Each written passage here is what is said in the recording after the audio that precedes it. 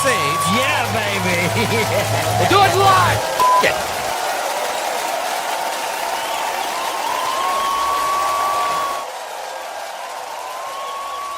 That's the way we do it.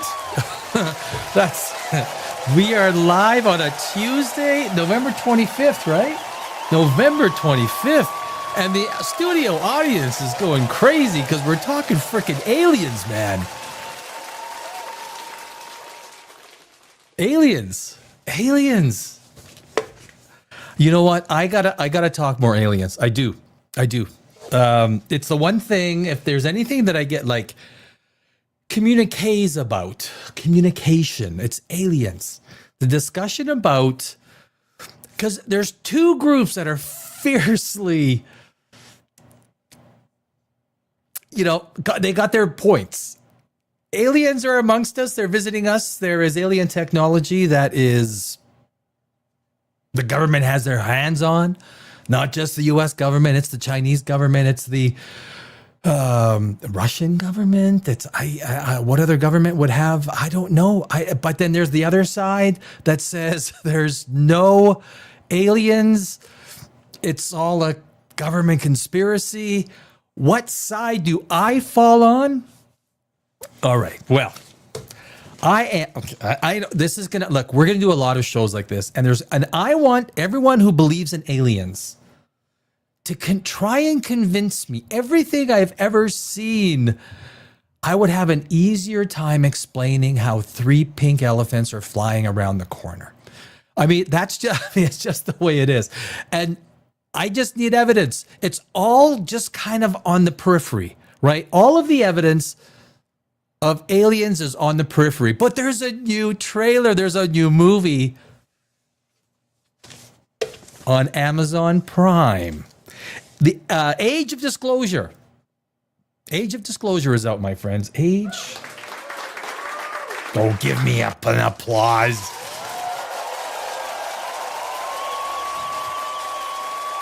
More now. This one has been touted. I haven't watched it. I was going to watch it this afternoon. Okay, easy studio audience. Settle down. Sit.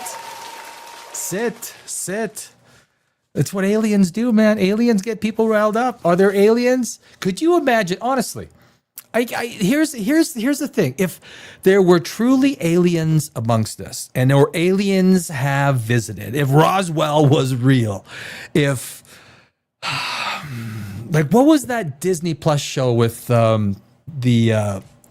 God, it was so bad. With the lizard people, I don't even like it, Disney and Marvel it's like, and I'm a screenwriter, right? So that's Disney. I mean, Disney. Holy, do not let.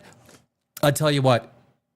If Disney buys, I was going to say if Disney buys Stargate. I mean, Stargate is owned by MGM, Amazon. The great thing is, so you talk about science fiction, right? Avatar, which I think is, now, you are not going to get a phenomenon like Star Wars or Star Trek or Lord of the Rings or Marvel. These are brands that have been around for decades. Star Wars started in the 1970s. We have a huge diffusion of media. The fact that a movie can bust out $2-3 billion in this environment. What James Cameron did, and this is fucking smart, my friends, freaking smart. He ain't a dumb man. Well, he's Canadian. Like, I'm not gonna, he is Canadian. I've lived half of my life in the United States, half my life in Canada. So I'm a bit of both, right? I'm a bit of both. I was born in Europe, so I'm a third of everything. James Cameron, even though they bought Century 21 and Fox, which didn't own Avatar, they owned the distribution for Avatar.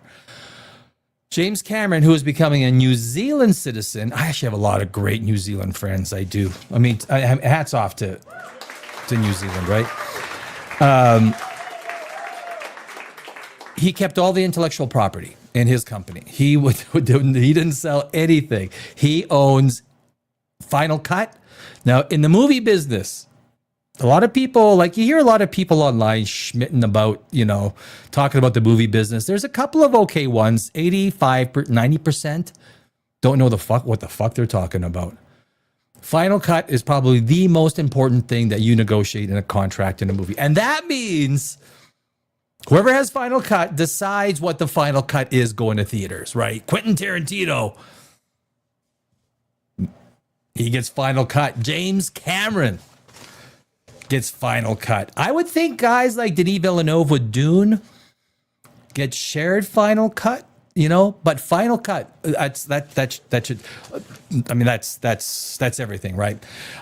I would argue that the shit that you see going out, like, for example, Fantastic Four, which had probably the worst science in any movie in modern day Earth.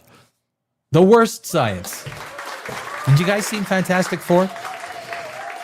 Fantastic Four lost every single person that likes science, that has anything, you got to be at least science approximate, right? Christopher Nolan, he is always science approximate. James Cameron goes to extreme lengths to be science exact as exact as he can. Avatar, I just did a video on Avatar, the propulsion system from Earth to Pandora. And it really is incredible what he, with his ISV, the Venture Star, moving people and stuff between. And that's a movie, when you talk about aliens, the Avatar propulsion system between Earth and Alpha Centauri system, which is three suns. One sun is a main sequence star, slightly bigger than our own star. But it shows you these distances that are absolutely fucking crazy, my friends. Crazy. His spaceships go 0.7 the speed of light, propelled by a laser system from just outside Earth, probably floating outside Earth, that shoots beams of laser and photons accelerate the ISV, the interstellar vehicle, to Pandora. Now, it requires antimatter. We don't even know if antimatter exists. I mean, it exists in minuscule quantities at the quantum level. He's mining antimatter from Jupiter, taking it and converting it into antimatter, where that goes into the propulsion system and off. But basically, what we find, guys, is not the universe fine-tuned to ensure intelligent life does not ever see each other? If you believe in aliens, you can't just say, well, they have technology and they can build warp drives, or they can build a Star Wars hyperdrive, whatever the fuck that is. I mean, there's no tech behind the Star Wars hyperdrive. It goes into another dimension or something like that. I mean, it's all hocus pocus. The warp system, yeah, you know what? There is some theory behind it. Could you imagine though, Alcubierre and his, takes his, I got the math. Hey, Elon, fucking build this, buddy. Elon goes, what am I gonna build?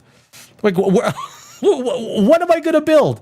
These are the fucking math equations, guys. It's just, I think that the nature of the universe is that intelligent life will never see each other. Now, I hope I'm wrong, and I hope there is something out there that convinces me. There's a new movie, like I said. I was going to say the age of what, an age of disclosure, the age of discovery. The age. Oh my God, I've totally messed up my own mind. The new age of discovery. Sorry, disclosure.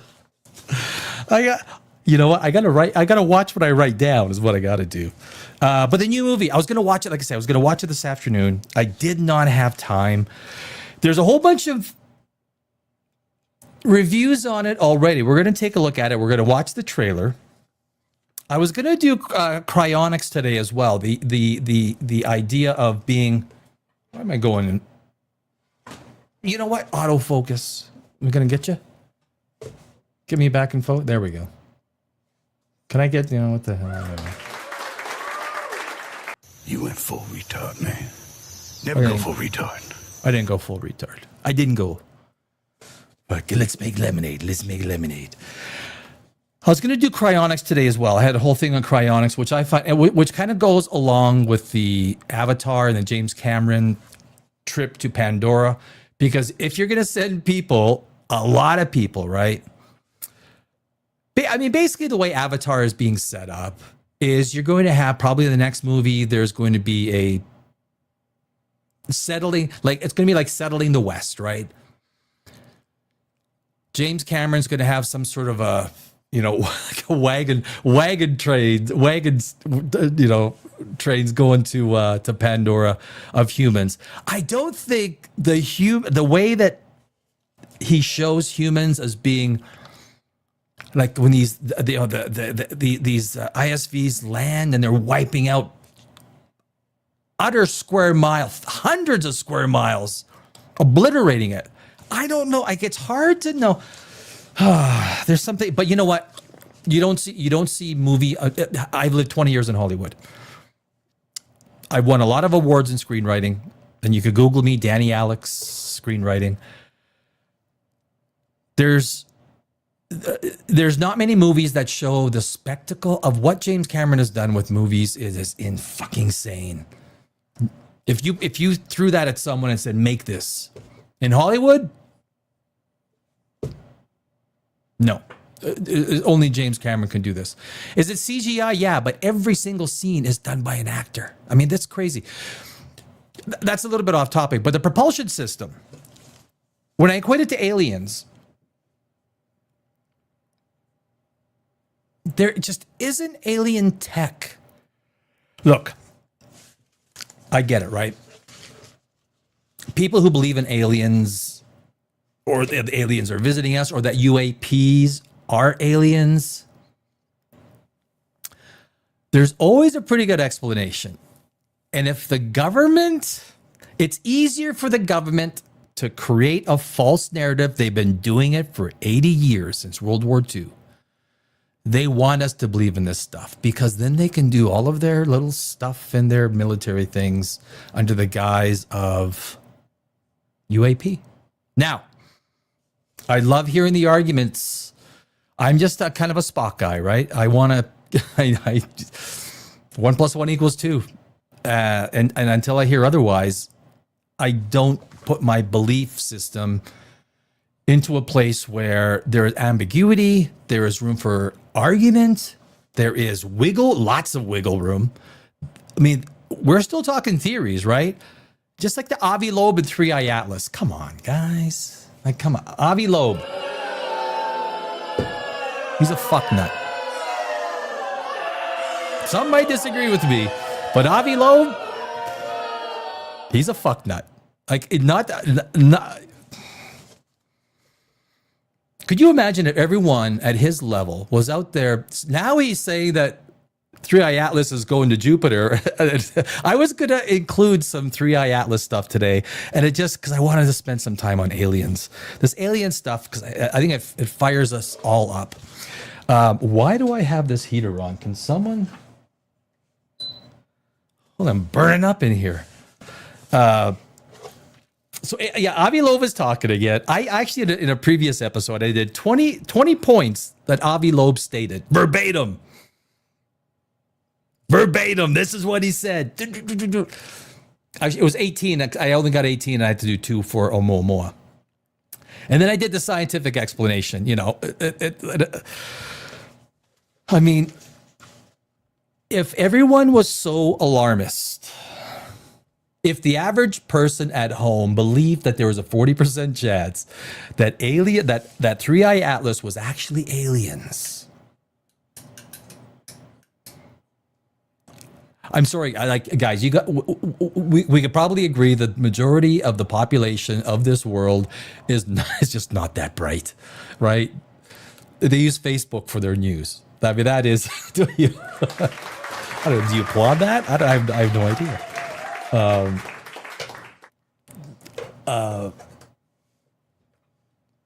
It would be reckless. Reckless. For the science community, I mean, last week he threw Brian Cox and Neil deGrasse Tyson under the bus. Brian Cox has said nothing bad about anyone in his life, I don't think. He's like Mr. All Brian Cox has said, well, it probably looks like a comment of saying whatever the evidence that he's looked at. And then he takes Brian and Neil and just like, there's the, like what was Avi? The only one that is desperate for attention are people that are throwing this stuff out there. So anyway, so that is there's lots of 3i Atlas stuff to come. The stuff that I've heard on this new Amazon show is that it's a lot of the same. I can't verify that. But they're saying it's a lot of the same. One thing, here's the thing. If I may present evidence to the jury,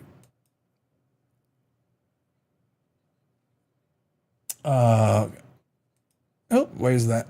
There we go. Okay, so I think there's a better way to do this, like this. So here we have. Oh, is that the? You know what? I'm gonna take myself off the screen so you guys can see this whole thing. Okay, that's me. That's all me.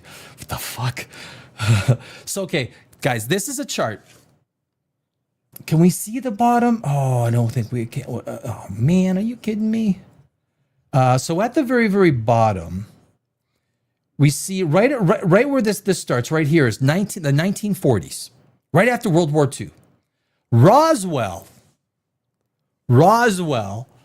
basically exploded everything. As we see, we go back to the early 1900s, there's like nothing. You go to the 1800s, there's no sightings or people being picked up by aliens, or Roswell sparked the whole motherfucking thing. Now, when there's very logical explanations to certain things happening, you got to pay attention. Even the evidence that's presented at Roswell, if you look at the evidence, it was an air balloon. Or a weather balloon, not an air balloon, a weather balloon. My apologies. But if we keep going, right here, if you look at the big swoop where all of a sudden it shoots up, those are the 1990s. Those are the 1990s, right there.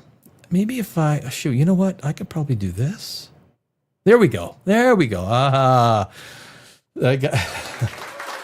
Oh, thank you. Do I get a treat? Do I get a little bit of wine? I love me a little bit of wine. Oh, that is good for the heart, my friends. That is good for the heart and the mind and the soul. So so you can take a look at the 1940s, right? Boom. Roswell sparks it all, right? All of a sudden, people are writing about aliens, talking about aliens. It's in the zeitgeist of our society. Right after World War II as well, the atom bomb. We now have ways, and we've seen it on 2 cities on this planet, where thousands of human beings can be destroyed. We've seen the power of the atom. You throw Roswell and everything else in there, and you get this explosion. Even War of the Worlds, the radio show that with Mars attacks and all that. But now go to the 1990s. So here we go. Look at the 1990s where you have this massive explosion to the upside. You can ask yourself, what happened during the 1990s? And I would say, and even so this goes up to basically 2020. But look at the massive explosion of sightings and everything. It's all modern times. There's never been an account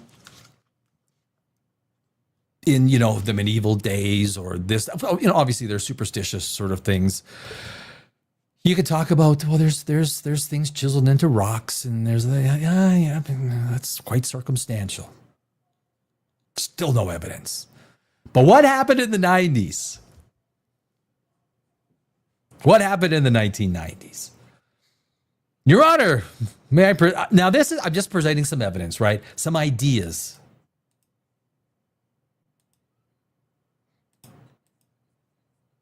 Okay, I got to go to.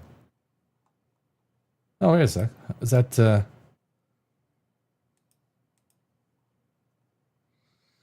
Oh, that's got the wrong screen. Where are we here? Alien movies. That's the one. Oh, there we go. Oh, I got it. So, my friends, so if you take a look, I'm going to attribute a lot of this to Hollywood and the idea of the internet. All of a sudden, the more we get technology and Hollywood grasps on, we've had yes, we had Star Wars.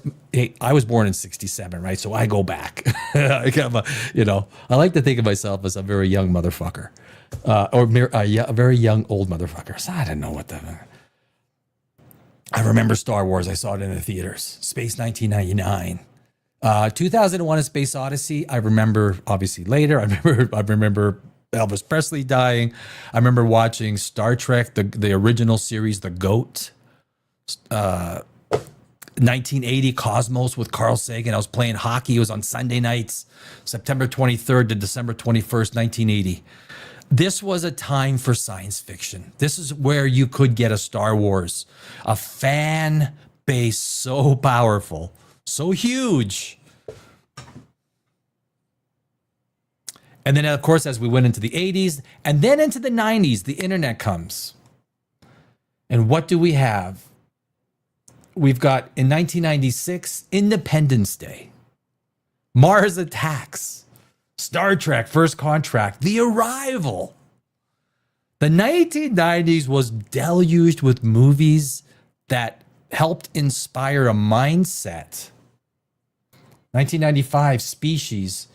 1994, Stargate. The Puppet Masters. Okay, let's not think of that one. Roswell, a television film based on the supposedly true story of Roswell UFO. There we are. And so in the early 1990s, it's just a way to rationalize what happened in the 90s. I don't know how many of you were alive. I mean, I was quite old. My generation, basically, we were building the internet. The 90s were great. I would love to relive the 90s. I think even more so than the 80s. I think the 90s. Oh fuck yeah. The 90s. I mean, I love the music, the rock, the shows. Look what we had. Total Recall, 1990. Predator 2. Well, Predator 2 wasn't that one. Tremors. Remember Tremors? Kevin Bacon. Flatliners. Oh, was that Kevin Bacon too? Or no? That was. That was. Terminator 2, Judgment Day in 1980. What was Terminator? The first Terminator, right? This was the Rocketeer. Alien 3, but we had the Alien franchise. Alien and then Aliens. James Cameron. Universal Soldier. Jurassic Demolition Man, Fire in the Sky, Body Snatchers, Stargate. Here we go. 12 Monkeys, Species, Strange Days. Waterworld, not so much. Independence Day, Mars Attacks. We went through those ones already. Star Trek, The Arrival, Men in Black. Again, these were very big, culturally big movies in the 1990s. If you're looking for reasons why all this UFO sightings, the internet allowed people to start sharing stuff. When people started sharing stuff, they said, oh my... I mean, if you listen to all these people who've been picked up by UFOs, like, dude, why didn't you grab an ashtray or something? Grab an ashtray or grab a pen. Don't they have pens? Grab something. Grab a laptop before you get escorted off the ship. If I was an alien, an advanced alien, look, we abduct these ants. We can't let them go. I mean.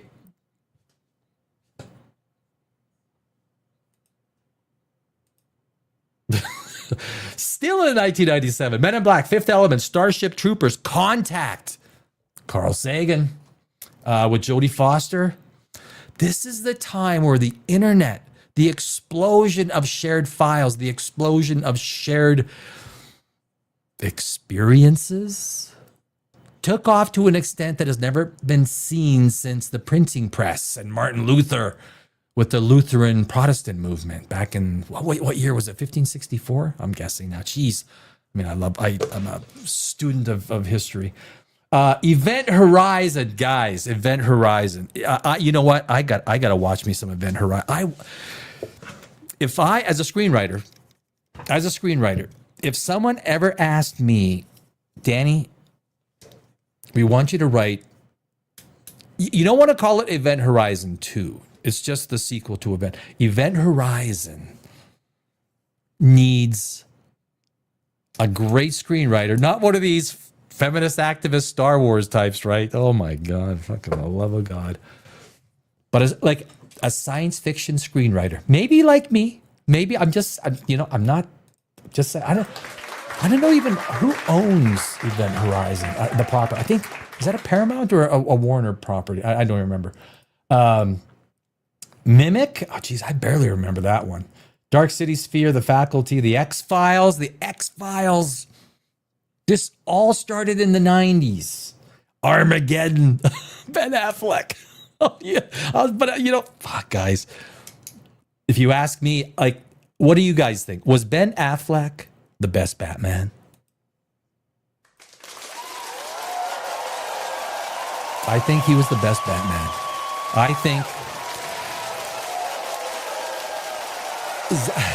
Zack Snyder, although he's, yeah, all right.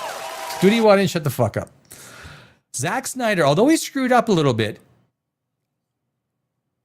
that fight when they dropped Batman off to save Superman's mother, I don't know why Superman wouldn't go save his own mother. He goes and flies out. Would you leave, like, if you're all powerful, would you leave it to a fucking human to save your mother? Probably not. I probably think that I'm Superman. I'll go save my own fucking mother. Zach, it didn't work, buddy. Didn't work. But anyway, that fight, that's okay. That's enough.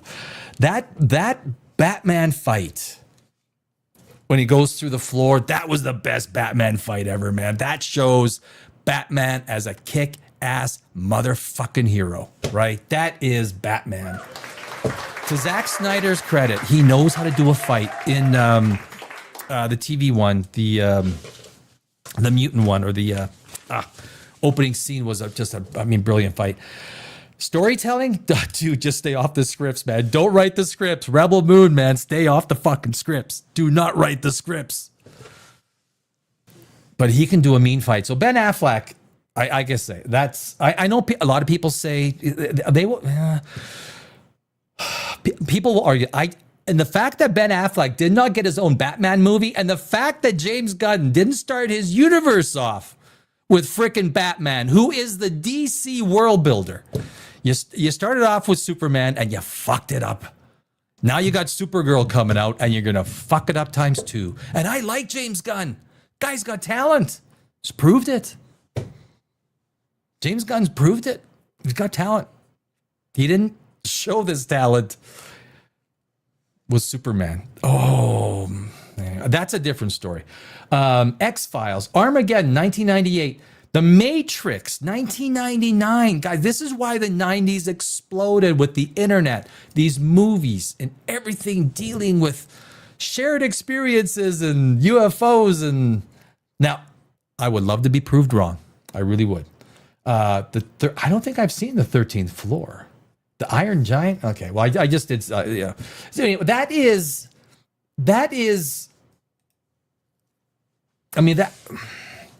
when we take a look at the chart, let's go back to that.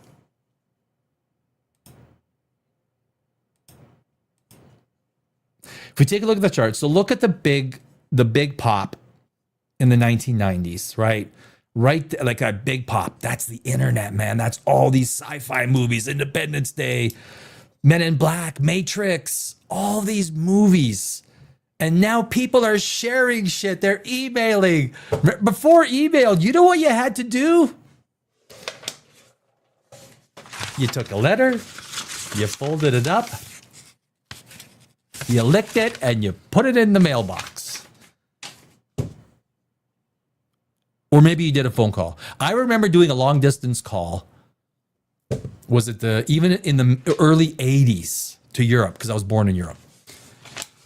What an ordeal. Holy jeez. You would have to call the operator, and the operator would like wait and patch it through. You couldn't hear well. You'd be like, hello, grandma. No, I mean, did I don't, okay, I don't think, I don't think I wanted to hit that button. I wanted to hit, what's right above it? That's what I was doing. So anyway,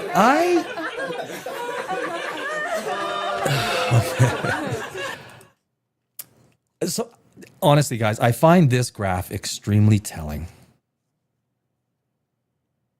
As technology and our ability to communicate expanded, just like the printing press, which sparked the Protestant Revolution, the Reformation, the Renaissance, back in the 16th century, with Martin Luther, the 98 things. Remember, he was it 98, 93. He nailed up on the. They were selling get out of jail free cards with St. Peter, right? I mean, that's what the church was doing. They were like, give us enough money, the Pope will send a message to St. Peter in purgatory, and you'll pass purgatory, you'll get right to heaven. I mean, that's a great bullshit sell line, right? And of course, Martin Luther back then, he said, oh, no, you don't do it. Oh, no, not.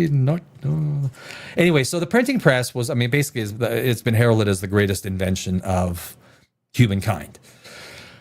You could argue the internet is the next one, and you can argue AI is going to blow both of these motherfuckers out of the water, because what is coming, guys, with AI is out of this world. Out of this world. I think what scares me with aliens and everything, and we're going to watch this trailer here in the next couple secs here, but I wanted to sort of preface it and set it up, because they know what the trailer doesn't really say much. It's like sound bites. Like give us a morsel, give us something to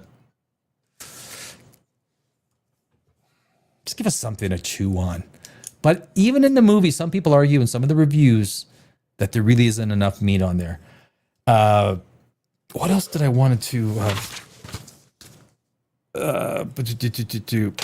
I actually did a video. We're going to watch it after. I did a video on why I think there's the evidence why aliens are not amongst us. I mean, there's a lot of it, but let's watch this. Let's watch this. The American people are ready.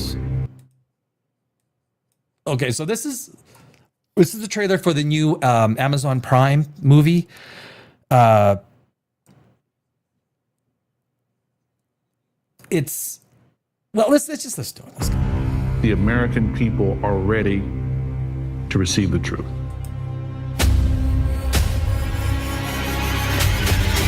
Humanity is not the only intelligence in the universe. Humanity is. Now that's a matter of fact. There's 2 trillion galaxies in the universe.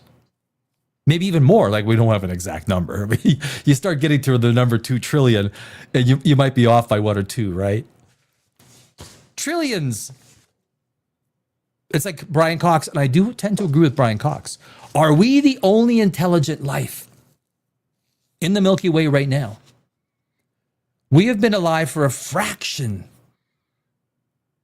of the Earth's life, right? The Earth is 4.6 billion years old. Our solar system, we've been around for 100? We've been sending signals out for 100 years, radio signals. And even at 100 years out at the speed of light, they're starting to decay. So the idea that we are not the only intelligent life in the universe, of course. I mean, that's not the only intelligent species. We are absolutely not alone. Non-human intelligence exists. UAPs are real, they're here, and they're not human. So I don't even from that section of the trailer, did we hear anything new? We're not alone. Well, of course we're not. I mean, UAPs are real. Yeah, I mean, that's unidentified. They changed it. Unidentified. They changed it to anomalous. Because they're so tricky. They try and fuck you up all the time. I still like UFO. Can I just say UFO?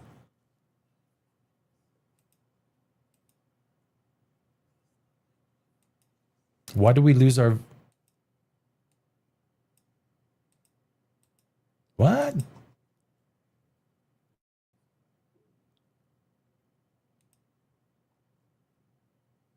Sorry, guys. Can you hear that? Because I do not hear anything. Test 1, 2, 3.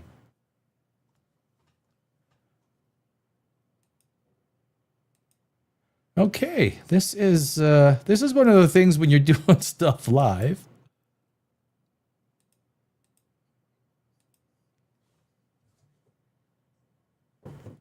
I don't know if it's just my speakers.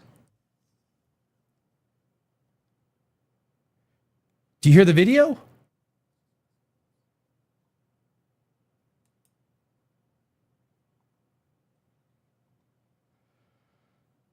Oh, okay, you know what? My apologies, guys.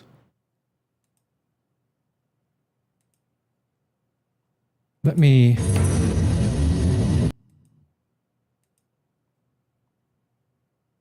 add this back on here. Oh, this is what every YouTuber goes, "Oh, please don't do this to me." Age of disclosure. The American people There we are go. ready. I got it back. My apologies, exists. guys. UAPs are My real. apologies. They're here, and they're not human. I spent 25 years as a senior official with the CIA. I worked on highly classified UAP programs. 28 years as an astrophysicist. I served as the 4th Director of National Intelligence. Director of Aviation Security in the I wouldn't trust Clapper as far as I could throw him. I could probably throw it pretty far. Not a huge distance, but you know. National Security Council. A 1-star admiral after 32 years of service. 1-star admiral, like fuck all in the. I mean, that's low level. You don't. Let come forward with this. I feel like they've taken their life in their own hands. I was recruited to a highly sensitive government program that investigated unidentified aerial phenomenon. For over 16 years, on behalf of the U.S. government, I worked as a senior intelligence official on the unidentified aerial phenomenon topic. One argument I would make, you hear all these people coming and saying stuff. So if you are the government and you are working on high-tech military stuff that you got to test, but you don't want anyone to know about it. That's what if you ask me, the path of least resistance, Murphy's Law, it is much easier for the government to establish this idea that aliens might exist to divert all this attention away so that they can do everything and then just, well, you know, it could be this, it could be this. While that to me is logical. And like I say, the government has, how many false flags do you think that we've had over the last 80 years? I would argue just recently we've had a manufactured reality with the Charlie Kirk thing. I mean, if you believe anything that's happened there, that you ain't paying attention to any of the evidence. 9/11, Tucker's kicking ass with 9/11. If it comes from the government, Ronald Reagan, even though I do not believe in the good Lord, God rest his soul. The statement that I am from the government and I'm here to help. No, you're not. I never trust the government. And this stuff is coming from the government. They're not trying to hide it. They're trying to put it out there. That's the way I see a lot of these people. We learned that the U.S. government was involved in a long-running secret war with other nations to collect and reverse engineer vehicles not made by humans. I have seen with my own eyes non-human craft and non-human beings. So look at that thing. It's rotating. There's a whole fleet of them. The first country that cracks the code on this technology will be the leader for years to come. China has established its own version of a UAP task force. You think for a second that they wouldn't consider using it to achieve their ends of domination? This is why the China mystery always does a good job of adding mystery. Well, if China's doing it, well, we better hurry, like double up our, I don't think there's any anti-gravity system that exists.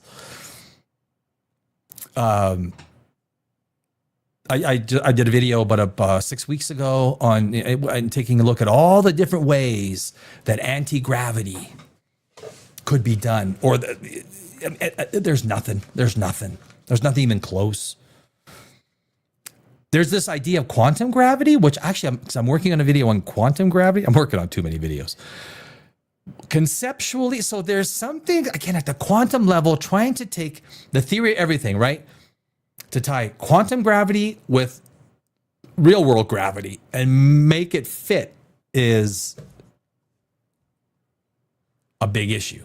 Similar to the Manhattan Project, this is the atomic weapon on steroids. This is so secret. Very, very few people in our entire government have been allowed access to it.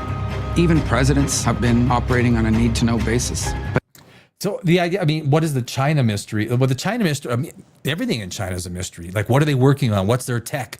What's, it's always going to be an idea that, what are they doing? I don't think China's as far along as we think they are. I think their military tech sucks ass. I think if it was put to the test, it'd be a little bit like Putin's army against, I mean, Putin. I mean, I never trust a guy whose first syllable is poo. I mean, that's kind of my first thing I kind of say. But I don't think does China have UFOs that they've captured and they're taking?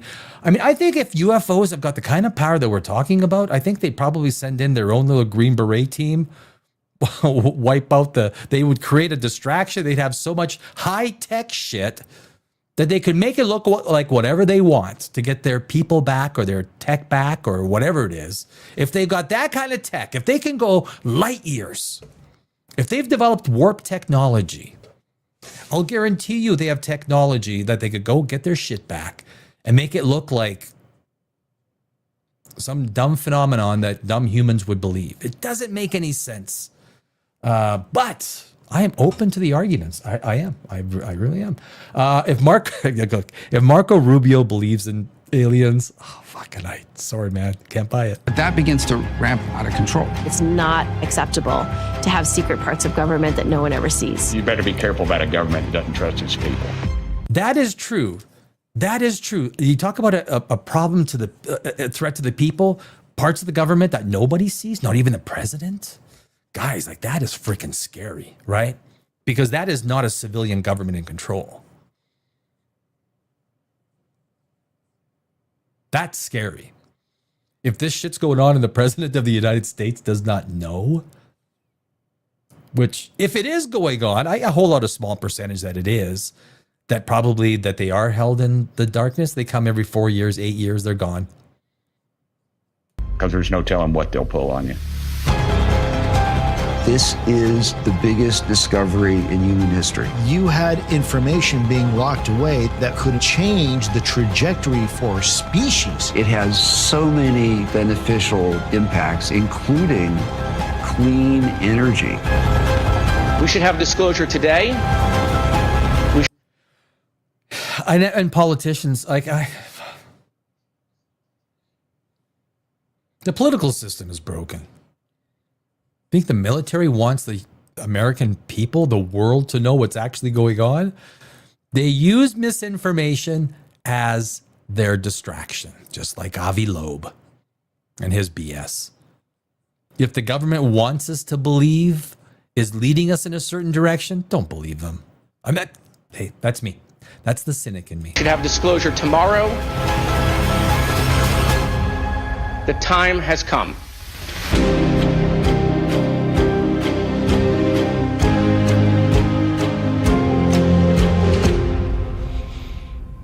What else you want to know? Have you seen aliens? Have you seen aliens? That's all I want to know. Coming soon. It was released today, right? I think it was released today. And so, look, I mean, I think it's an awesome topic to discuss, right? I am, like I say, I'm a Spock kind of guy. 1 + 1 = 2. I need a lot of evidence before I am I mean, I see someone in the chat says, Jesus loves you and died for you on the cross. for your sin. For my sin? I only have one? Well, thank you, Jesus. Thank you. I mean, what do I applaud? Do I applaud Jesus? Hey, look, you know what? If you believe in Jesus and religion, I'll never take that away from you. I think anyone in the science field or anyone that is, you can't argue religion. You can't argue a belief when the evidence is basically found in caves on scrolls, right? The only thing that religion is going to find into the future is more caves and more more scrolls in more caves put there by men who are basically then cavemen. That's all religion can give us is more scrolls. Cell phones, cars, cameras, lights, camera, action. Science is the only motherfucking superpower. Science is the superpower. Nothing in this world. Science has constantly proven superstition wrong. Over and over and over. But science is the superpower. Ask Hiroshima and Nagasaki. It ain't pretty. But anyway, guys, that's the Age of Disclosure. It's out today. I'm gonna watch it tomorrow. I am. Yeah, I think I like watching this, but again, I'm not a believer. I don't think I don't think that aliens have I just want to remove that. I want to put the IMDb up. Share screen, Age of Disclosure, IMDb. Because basically, is that going to work the best? I'm going to remove that. Holy geez, you know what? I would love to have a... Okay, there we go. So this is the Age of Disclosure, the IMDb page. I'm going to move this over here. I so wish I had I guess in Hollywood, it would be called a production assistant. A production assistant. So you got 1.7 thousand. You got a 7.1, which isn't bad. But you know what? Hey, this is a matter of fact. I know this and you guys probably know this as a matter of fact as well. If you give a low score, if you give a low score on IMDb or Rotten Tomatoes, I'm not sure about Metacritic. If you give a low score and there's certain trigger words, all associated with that whole DEI stuff, it gets removed. Only low scores. High scores never get removed. Never. But if you have a 1 or a 2 and you put the wrong word in your description, it gets removed. Now, this was I wanted to mention this because there is a company called Fashion Nova. There is a company called FashionNova.com. Because they were removing 1, 2, and 3-star reviews from their product categories. They got fined millions of dollars from the federal government. Millions of dollars for faking reviews, for deleting low review scores.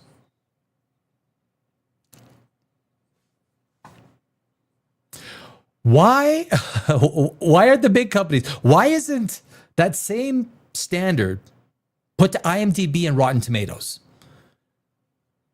You got movies that you want us to see, but yet you're removing low scores to make shit look better than it is? For whatever the reason, who cares what someone's reason is for calling a movie crap?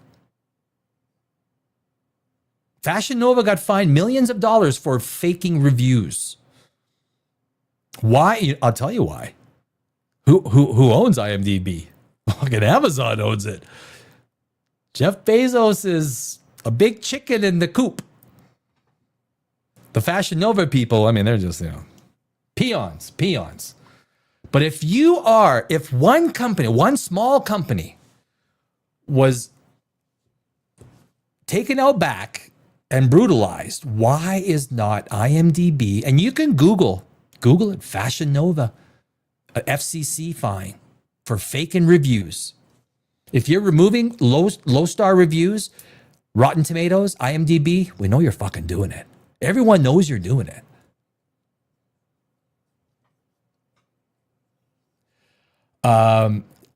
So it's one of my beefs. It really is.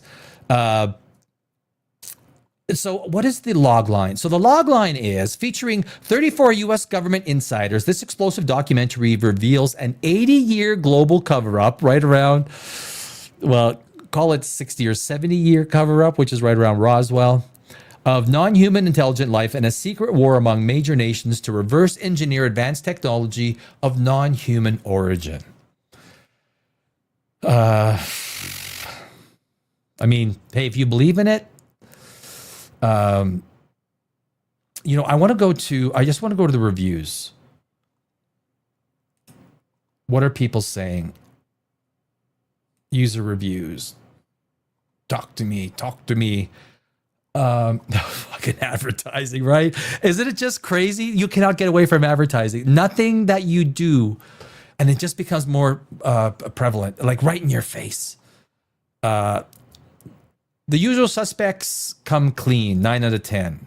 Validation for what I already thought, 8 out of 10. So that's just a 1 out of 10, nothing new, a 2-hour summary. That's my impression of what we're going to get without seeing it. Just, okay, it's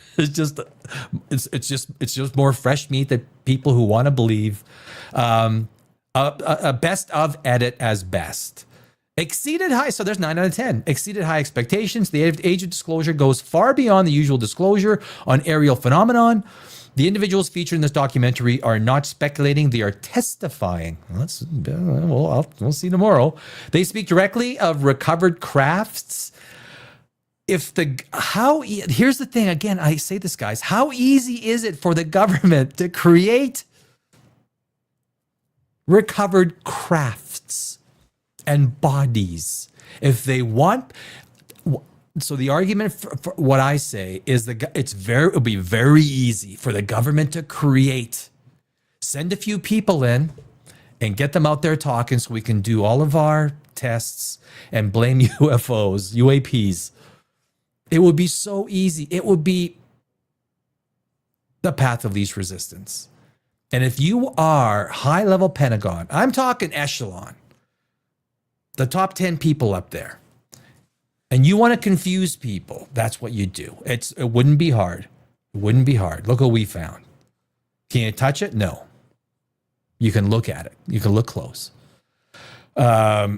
6 out of 10, same Shiat, different documentary. While he featured on JRE podcast, Dan Farah talked about this documentary as a pivotal moment that would shatter the shackles of secrecy and propel the disclosure movement to unprecedented heights. The reality, you've seen and heard all of this on every UFO documentary in the last 10 years. That's my fear. Same poop, same Putin, different pile, baby. That's 10 out of 10. Negativity doesn't work, my friends. For those with 1-star reviews, yes, this is nothing new for those who follow the topic. Well, what are we talking about then? The point of this documentary is that it is the first of its kind to show to the masses, which may not follow this topic, that we truly aren't alone. A whole bunch of people stating it is not fact. I don't care how many people say that they were high up in this and that and yada, yada, yada. And I'm saying that the government wants them to go out there and say that. That is the path of least resistance. The military find out, holy shit, we can make people believe in aliens. Instead of them doing all of their secret high-tech gadgetry, experiments, and it just falls back. It makes it so easy for them. That's what I say. I've never seen evidence. It's like ghosts. I don't believe in ghosts. Everyone that says, well, I ask them, well, how come ghosts don't attack me? Well, because you don't believe in them. Really? So ghosts, there's like when you die, you go to ghost school and they tell ghosts, look, you cannot attack people that do not believe in you, okay? That's the number one. There's 3 rules to Ghost Fight Club. You can't go and scare motherfucking corporeal human beings if they don't believe in you. That's rule number 1. Really? It's like ghost school that these, fuck. Age of Disclosure that took a year to release. This documentary has been ready for release for almost a year. Wouldn't the very premise of this documentary demand it be released as soon as possible? Now, that is true. If it's so urgent, it is so a matter of fact. Wouldn't that be an integral part of what disclosure represents? Yes, yes. The fact that Joe Rogan mentioned he had seen it in the last 6... Oh, I didn't know this. The fact that Joe Rogan mentioned he had seen it at least 6 months ago shows disclosure is not the agenda. I didn't know. This content has been around for years now. My takeaway is this doesn't disclose anything new. That's what my thoughts are on this thing, guys. 7 out of 10. Some noteworthy claims, low on specifics. It's always low on specifics. That's what evidence is required, though. Minute, detailed specifics. That is what evidence requires. Peer-reviewed science. There's a whole... And guys, remember. There is an entire industry that makes a shitload of money on the fact that people need to believe that there are aliens. There's more money in the alien believing business than there is in the alien not believing business. That is... There are huge financial rewards to so many people that if people even hold out the smallest chance that alien motherfuckers exist, they are going to watch the videos. They're going to buy buy the books, buy this and that, watch everything. There's more at stake for these people who believe than there is for people like me who don't believe. Not believing doesn't make me any money, but if I want to sell books, you don't write a book about not believing. Absolutely nothing new. 1 out of 10. 5 out of 10, military-industrial complex pushing fear. My friend, exactly.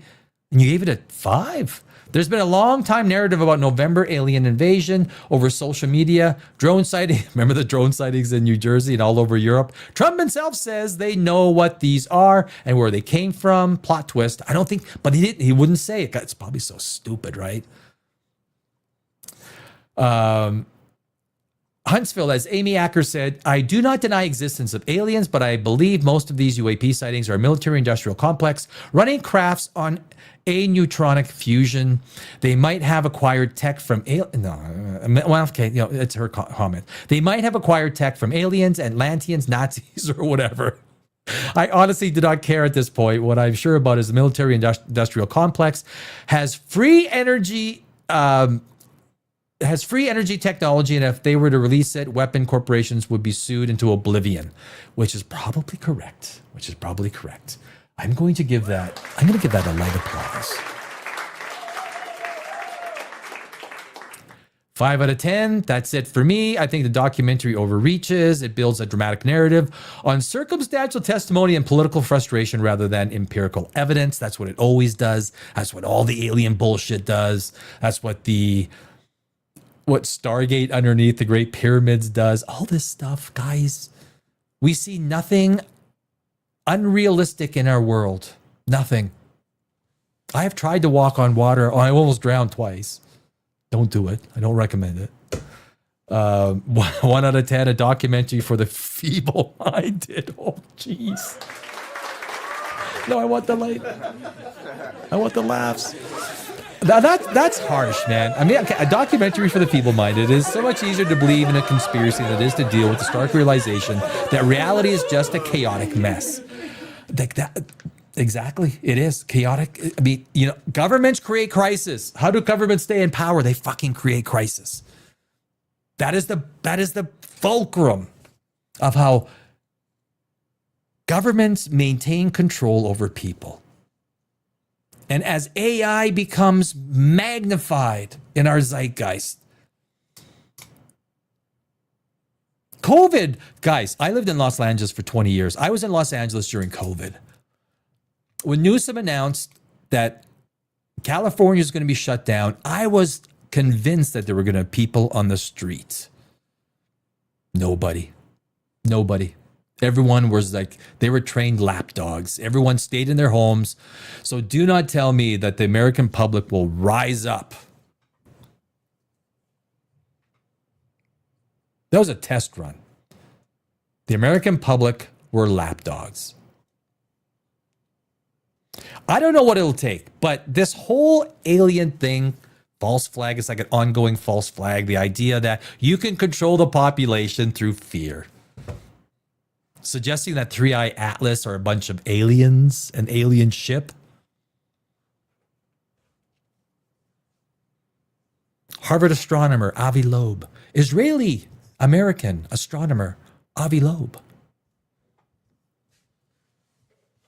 Saying a lot of bullshit. 10 out of 10. Well, you know what? 10. Hey, I as a screenwriter, I don't argue opinion. Some people like a movie, some people hate a movie. You can go into the story mechanics and say, look, the story mechanics sucked ass. But The Age of Disclosure is a captivating and thoughtful, thought-provoking documentary that blends solid research with compelling storytelling. I thought it was a documentary. Dude, storytelling? It maintains a perfect balance of mystery, credibility, and emotion, pulling you in from the first scene. Well, is it fiction or science fiction? Okay, all right. The interviews feel authentic, the pacing is right, and the visuals are stunning. So this is someone who worked on the crew. This is someone who worked, like, they helped, probably one of the editors, I think. So 1 out of 10. You know what? 10 out of 10. 5 out of 10. 4 out of 10. The same old. One thing is, everyone on a production gets their marching orders. You have to go and you go online and you put your 10 out of 10. If you worked on a production, that's what you do. So I'm sure that there were probably a couple hundred people in one way or another that worked on it. Wow, 10 out of 10. Wow, this documentary is an absolute masterpiece. That's strong language. I mean, that sounds like crew, right? What was that? What was the director's name? Yeah, don't do a 10 out of 10 on that. Do a 9 out of 10. So entertaining yet. 1 out of 10, riddled with lies and propaganda. Guys, it's a lot easier for the government to put the stuff out than it is. It's people want to believe in aliens. I want to believe in aliens. I always say I want to believe in Jesus Christ. I would love to believe in fucking heaven. Who wouldn't want to believe in heaven? I tell all my religious friends, why do I not want to believe in a heaven where I go and I have eternal fun forever? How is that not something you want to believe in? No, I want to just go into the next world and have it like, of course I want to believe in an afterlife. Logic compels me that I need just a little bit more evidence than someone telling me 2,000 years ago that someone walked on water. I just need a little bit more. I didn't need to take water to convert it to wine. I got a glass of wine here as it is. So, I mean, can I get applause? Thank you. Thank you. To your health. Oh, he's very good, my friend. Very good. So anyway, let's get back to this. So the comments are always interesting. I mean, we touched only surface level on those, but the comments are interesting. And so I did a video on the idea of aliens. Do aliens exist? And I went into sort of some of the ideas why and a lot of the reasons why not. And it's about 9 minutes. Yeah. So this is a video, like I said, I did about, maybe it was 2 months ago. So this is,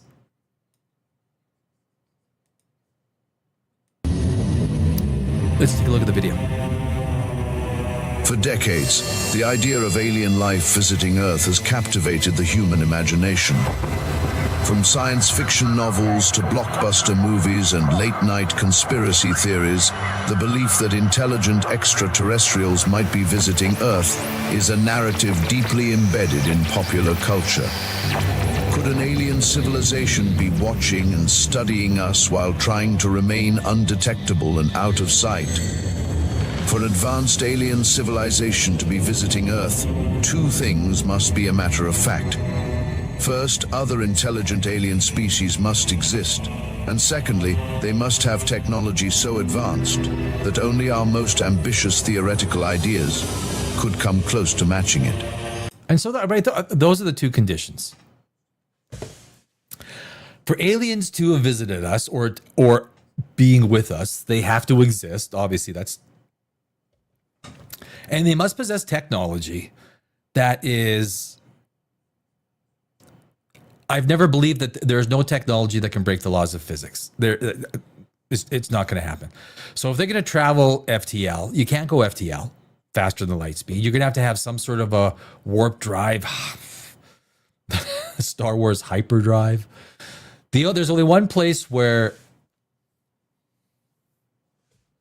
the fabric of space-time is warped to the point of actually being bent and destroyed. And that's a black hole. And I've never seen anyone throwing a saddle up on ton 618 and saying, giddy up, baby. It's a hard thing. I mean, like I say, Avatar, like the propulsion system they use to get to Alpha Centauri, which is only the closest star system to, it's a one star system that's 4.3 light years away. It takes... And that science is rooted in real physics, right? James Cameron's Avatar, the ISVs. It requires antimatter. It requires a laser system that shoots a powerful laser beam at a mirror to have the photons propel the ship forward. And then it used the thrusters to try and slow down going into the star. This is crazy stuff. Now, you just cannot say, well, they have the technology and then just leave it at that. Well, your explanation for aliens is no better for the existence of a deity for a religion, for any religion. It's no better. It's no different. You're using the same logic for the existence of God. If you believe in aliens from that perspective, you have to believe, or you need to be at least malleable to the idea that a God or a deity exists as religion describes it. Because that is the level of proof that exists. It's circumstantial. It's one of the most compelling arguments for alien life to actually exist is the sheer size and scale of the universe. Our Milky Way galaxy alone contains over 200 billion stars, and there are estimated to be more than 2 trillion galaxies in the observable universe. With such mind-boggling numbers, it's statistically inevitable that life must have arisen somewhere else in our galaxy and universe. But numbers alone do not guarantee life, let alone intelligent, technologically advanced civilizations capable of interstellar travel. And that's... I agree with Brian Cox. If you've listened to Brian Cox basically, he believes that we are probably the only intelligent life in the Milky Way galaxy. I don't think that's a stretch. I think there's probably, given the fact that Earth is 4 or 5 billion years old, we've been around for 100 years in terms of just technology, which is like a second. You know, if the calendar, a full 1 year calendar is the life cycle of the Earth, we are like less than a second on that calendar, right?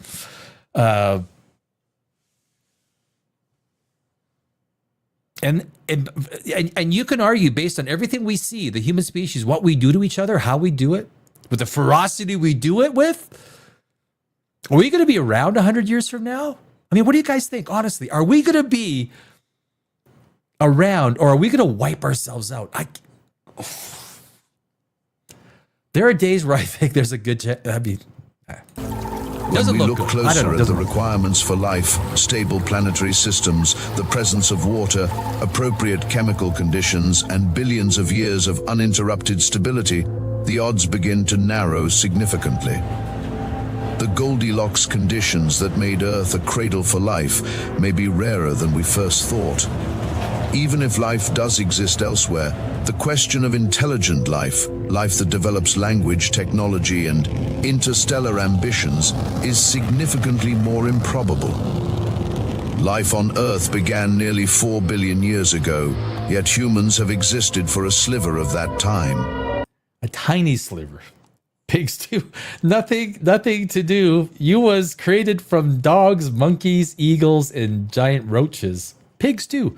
No. If you look at the actual tree, that is not true, my friend. You're just making things up as you go along. But that's okay. You know, I like good debate. I don't know if that's good debate, nothing. But you're certainly welcome to an opinion. You know? Human civilization has developed only in the past 10,000 years, and radio technology, the means by which we could even announce our presence to the cosmos, has existed for barely over a century. If intelligent life had arisen elsewhere in the galaxy with similar or greater capabilities, we might expect to see some signs. Perhaps some kind of signals, probes, megastructures, or even direct contact. But there is nothing but silence. And that is a problem, right? There's nothing but silence. We've got thousands of radio telescopes pointed everywhere, like we're listening, like something somewhere somehow. It's like, what is it on Loki when Thor says, you know, and then Iron Man comes, I'm listening. Guys, This is known as the Fermi paradox. Yeah. If the universe is so vast and old, and intelligent life is not exceedingly rare, then where is everyone? One of the obvious answers to that question is that other advanced civilizations simply do not exist. I got nothing to do, dude. You're telling me you're talking about draconian, you're talking about reptilian and draconian insectoids. There are different aliens, and you're calling me so unintelligent? I don't even have to respond to that. I mean, and each one of us, of these alien species, created us in their own image in the place or in different parts of the world. I mean, I don't even have to respond to that. Your statements rest. Or they are so few and far between that the odds of encountering them are essentially zero. Distance is by far the biggest factor prohibiting interstellar travel. Even the nearest star system to Earth, Alpha Centauri, is over 4 light years away. That may not sound like much in cosmic terms, but with current technology, it would take tens of thousands of years to travel there. The fastest ship that we've created, or the fastest, is the Sun one. The one that and the name escapes me. 120. It was 126,000 miles per hour. The Sun probe, and it would take 70,000 years to reach Alpha Centauri. 70,000 years. I mean, that's when we were hanging out with the Neanderthal.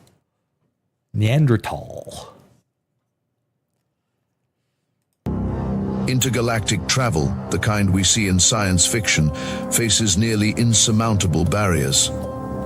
The speed of light is a hard cosmic speed limit, and accelerating a spacecraft to even a fraction of that speed requires energy far beyond anything humanity can produce today or in the foreseeable future.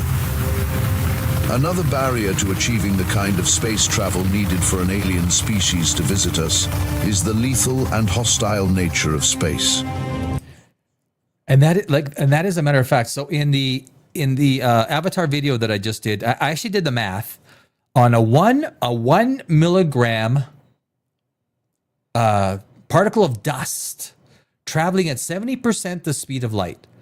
A 1 milligram particle of dust traveling at 70% the speed of light would hit a spaceship the equivalent of 8.6 tons of TNT.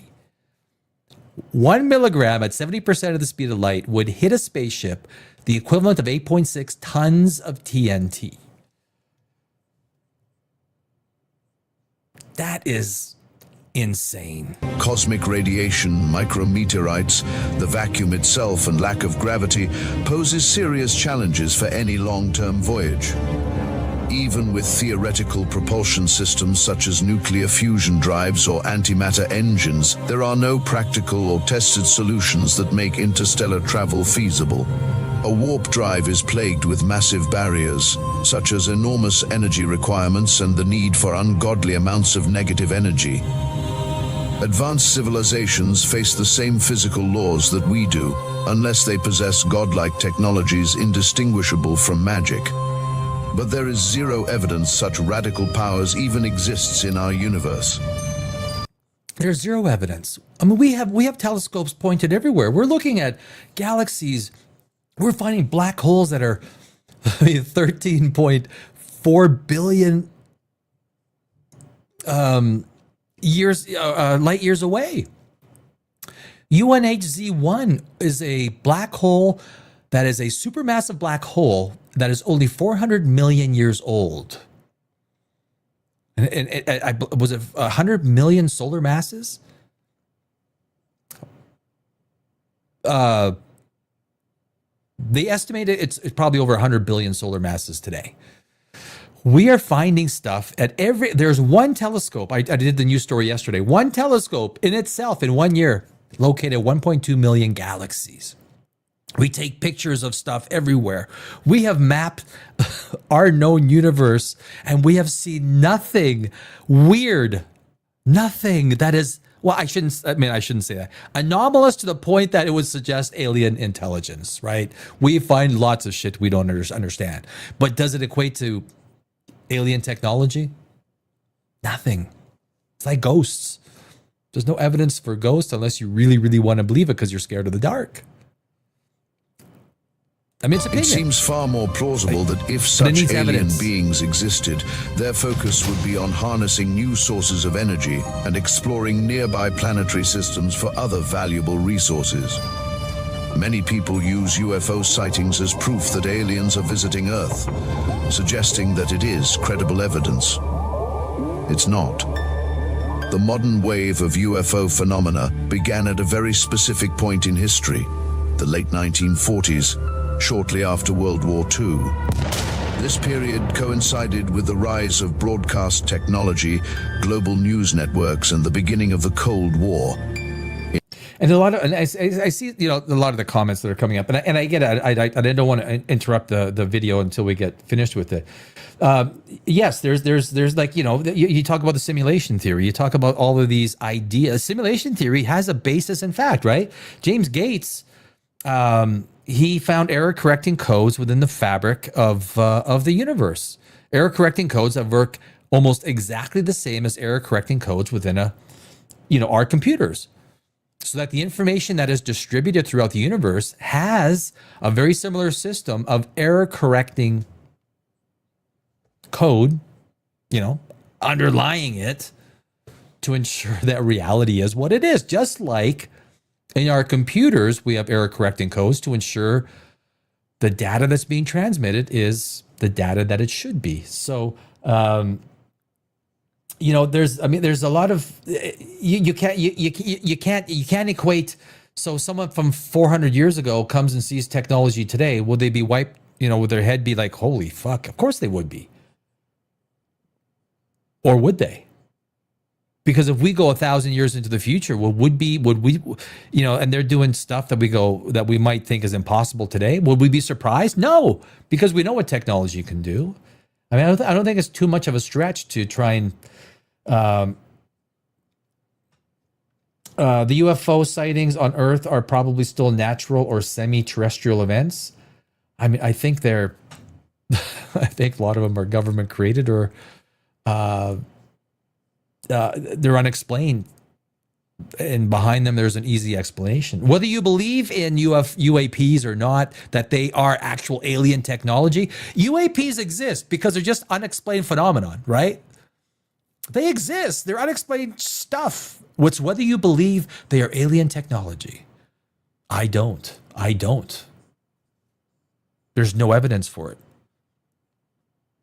In 1947, the infamous Roswell incident sparked a media frenzy, and shortly afterward, reports of flying saucers began pouring in endlessly. This sudden spike in UFO sightings was more likely a result of new methods of information dissemination, mass communication, and psychological priming.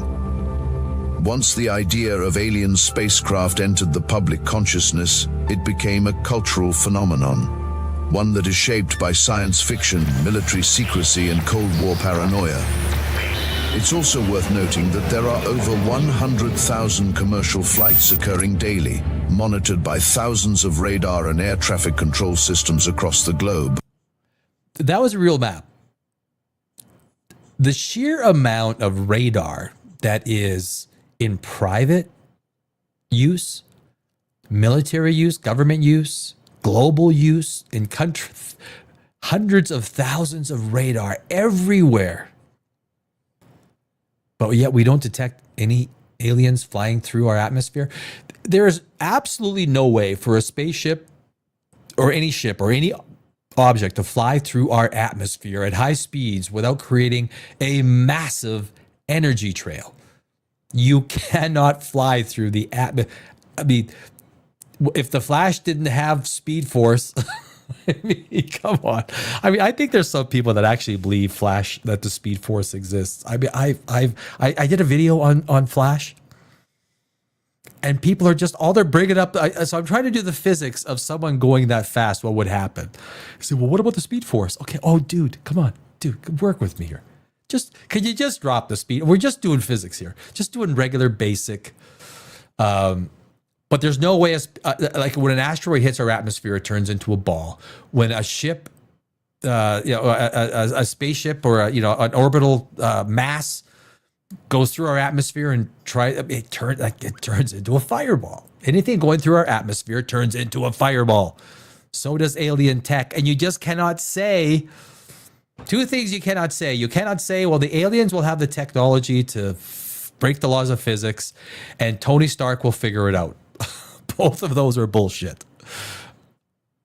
Although I think Tony Stark will figure it out, I believe more. Because I like Tony Stark. Not to mention the thousands of scientific research and military sites, submarines, ships, and vehicles scanning for any minor anomaly. Despite this vast, constantly active web of surveillance and tracking infrastructure, no verified extraterrestrial craft has ever been observed or documented. With so many eyes and instruments probing the skies for every minute of the day, the complete lack of confirmed sightings speaks volumes. Prior to the age of global media, there were almost no consistent reports of alien visitors, despite thousands of years of human history under open skies. And I showed that graph earlier on, right? When you take a look at the dot graph, when did everything explode? It started right just after World War II, right after the nuclear bombs, right after Roswell. And then in the 1990s, when the internet exploded with all the alien movies. When the internet exploded, shared experience became, I mean, the internet and the charts off the graph, right? These are basic human behaviors that you can explain, because before any of this existed, there were no alien abductions before 1940s. There were no crazy things going on, because when you have all these people, they are sold a bag of goods. And if the government is trying to sell you on the idea that aliens exist, they're leaking information. They want you to believe aliens exist. Do not believe anything the government says, or they're trying to make you believe. The government is the enemy, my friends. Ancient myths and religious texts may reference strange beings or celestial events, but these are vague, symbolic, and open to interpretation. It wasn't until people had radios, televisions, and newspapers that UFOs became a standardized narrative. That narrative has been reinforced and reshaped by decades of pop culture, often blurring the line between fiction and fact. Further complicating the matter is the fact that many UFO sightings have later been explained as misidentified aircraft, weather phenomena, astronomical events, or even deliberate hoaxes. Project Blue Book and more recent Pentagon reports have acknowledged that while some sightings remain unidentified, this does not mean they are alien in origin. And here's the other problem, guys. This is even a bigger problem, okay? Having, like I said, I was 20 years in Hollywood, and I'm a screenwriter. I've done a lot of, I've won a lot of awards screenwriting. Never sold a screenplay because I never wanted one of my screenplays to get fucked up in IMDb at a 3.2 because some dumbass producer wanted to make it for $500,000 and sell it to Europe for $1.5 million.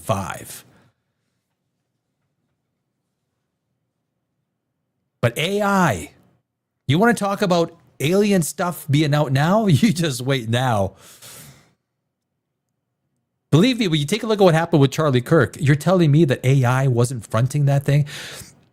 Candace Owens saw the video from behind Charlie Kirk. She saw the video. What did she say? There's no blood. There's no blood. Because there was no blood. The only way you can cover up a crime scene with cement 2 days later, if it wasn't a crime scene. I mean, I could get into the Charlie Kirk thing. The government manufactures reality. They want people to believe in aliens.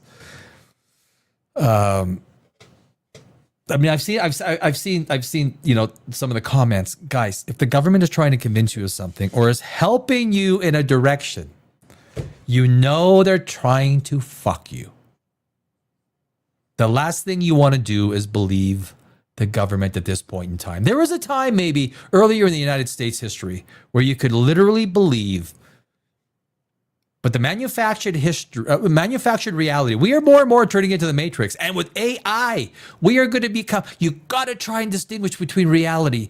If it's not real, it doesn't exist. That means ghosts, aliens, all this shit that they're going to try and, because they will twist your mind into knots and make you do what they want to do, just like they locked everyone up in COVID. I'm not even sure does YouTube shut down videos for saying this shit? I don't even know. I'm not even sure I care. At least, you know what? I'm going to say my mind. And I respect everyone's opinion. Like, U7840, everyone, the moon rules. Like, all you guys in chat, I'm watching you. I respect your opinion. I got it. And I understand the argument. You're saying stuff that in a format that, at least in today's episode, we can't get at. Which is why I'm going to be doing a lot more alien stuff. But I'm not going to go into the idea that Dogman exists or Man Bear Pig or the government is pushing people to believe in this stuff. That in itself makes you have to think,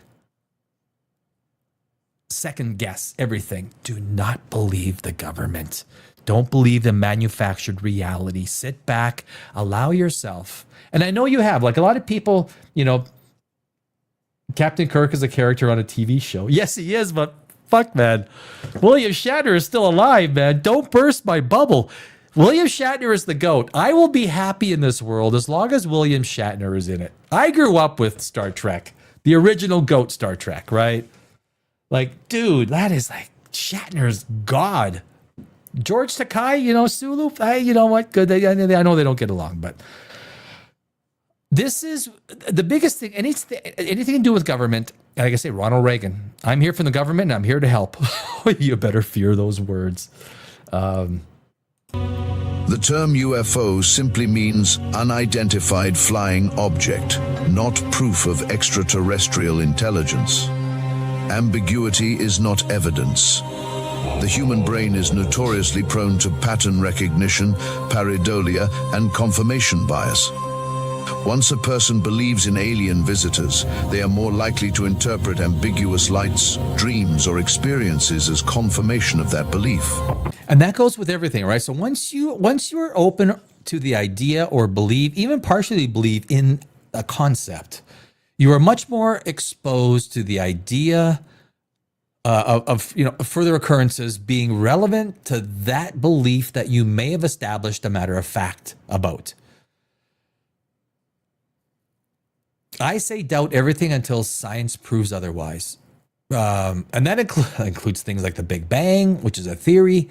There's lots of theories. I did a video, 5 explanations why the Big Bang might be wrong. And if it comes from the fucking government, my friends, if the government's trying to make you believe aliens exist. Come on. You don't let even, I'm not telling you not to believe. If you believe, I'm just asking you to step back. Step back. Because if the government gets all of us believing that aliens exist and there's little lizard people coming, I mean, what's his name? The Patch, Marvel. I forgot his name. He married a fucking lizard. I can't even. Marvel has been gone for so long from my zeitgeist. I can't even remember the names of these characters. What was his name? The Samuel L. Jackson. You know, the guy with the patch. Yeah, you know what I'm talking about.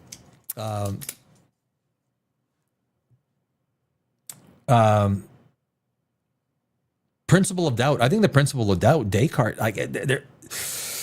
Descartes has got something going on here with all of this stuff. The principle of doubt, the philosopher Descartes, I remember in philosophy class, learning, applies to a lot of things, especially in this modern world of manufactured reality. We got to step back and say, whoa, who is trying to convince us? And what are they trying to convince us of?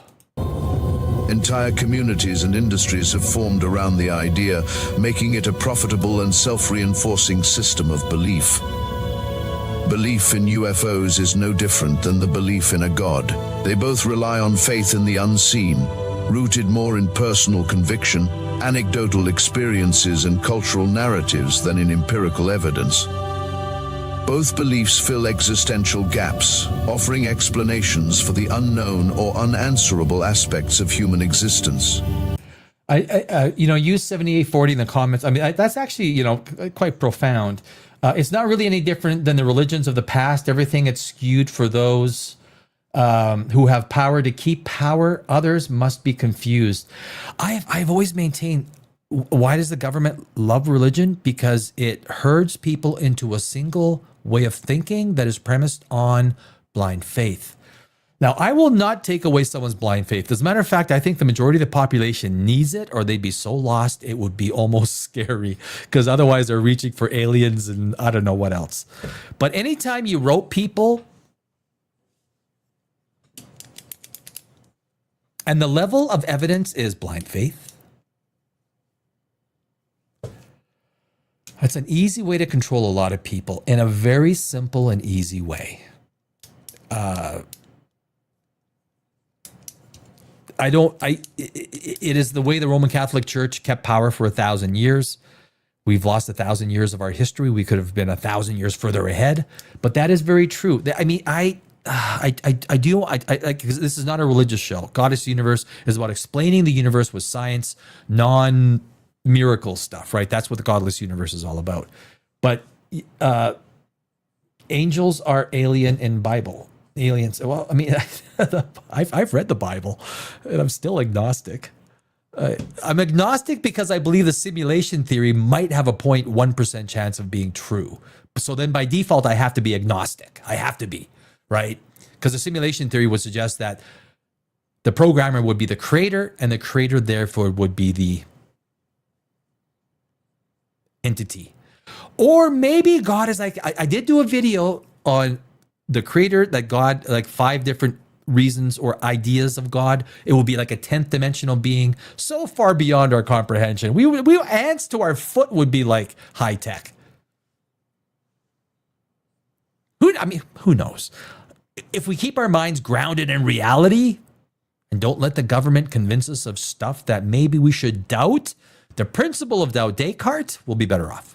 In each case, the absence of definitive proof is often interpreted not as disproof, but as a mysterious confirmation of something that we have no evidence for its existence. The search for extraterrestrial life is not futile, and scientists continue to explore planets beyond our solar system, examining the chemical signatures in distant atmospheres and listening for potential alien radio signals. These efforts are rooted in careful observation, skepticism, and a deep curiosity about our place in the universe. But so far, they have found nothing. No signals, no structures, no hint of alien life existing outside our solar system. Nothing. We found nothing. Nothing. There are so many eyes and ears that are pinned to our universe, and we see nothing that even remotely says we're aliens and we're here to help. Oh, wait, that's the government. I have not, Diogenes, I have not. I wrote the name down. I'll look into that. But as a country, as a species, as a unified group of intelligent beings, there is no evidence. Like, if you are flying a warp drive system and you come anywhere close to our solar system, the amount of energy, so when you create a warp bubble and it flies through space, just the radiation particles that accumulates at the front of a warp bubble is astronomical. And the problem is when you break that warp bubble, you have this massive explosion of radiation that is accumulated, because throughout space there is just endless radiation. That is another problem with the warp bubble, right? As you fly through, you don't really fly through space, but you fly through distorted warp space-time. The amount of radiation that accumulates at the nose of that warp bubble is absolutely insane. Insane. There's no solution to it. We would see these signatures, energy signatures, whatever we would see some sort of an anomaly around the Earth or close to it. We see shit from 13.5 billion light years away. Don't tell me we're not going to see this from 20 trillion miles away, which is only, what, 2-3 light years? 3 light years? What is a light year? 6 trillion miles, right? A light year is 6 trillion miles. So Avatar has to fly 27 trillion light years. Like I say, I just did a video on their propulsion system, and just getting to Alpha Centauri is insane, let alone, oh man, I would love to think that there are aliens traversing across our galaxy. I like to think that we're going to do it one day. It's not going to be our lifetime, right? The only thing we're going to be able to do is sit here and argue about it. But oh man, how many of us would not want to be Captain Kirk, right? I watch the old episodes on Paramount all the time, all 79 episodes, and I freaking love them as much as when I was 10 years old watching them in, 1977. But guys, there's no energy signature or anything that suggests that there is alien technology. And it's like, it's the same thing. Brian Cox is the same thing. Like, we would detect an energy signature. We would. The vast silence of space suggests that life, especially life like us, might be far more exceptional than we imagined. The absence of evidence is not necessarily evidence of absence, but it seems increasingly reasonable to consider that we are completely alone and are not being visited and studied by aliens. I'd like to thank you for exploring the phenomena of alien visits to Earth, and I invite you back for our next episode of A Godless Universe. For explanation, people ask me, well, how come you don't use your own voice? So I spent 20 years in Los Angeles. The last 18, almost 2 years, Los Angeles is fucking a shithole, guys. It is a shithole. Everyone I knew who had a business went out of business. It is entire blocks, Los Angeles Street, boarded up for a mile just off downtown. You got the Santee Alley, Wall Street, going into the fashion district on San Pedro. It is small business annihilation. I sold whatever I could. I had to close my YouTube studio and everything like that. And so I thought, well, if I don't have a studio, I'm going to use a kick-ass British voice. I write all the scripts. I am a screenwriter. I use AI for ideas. I think everyone does. There's no use going through and Googling everything when AI can just summarize it for you in nice little pockets.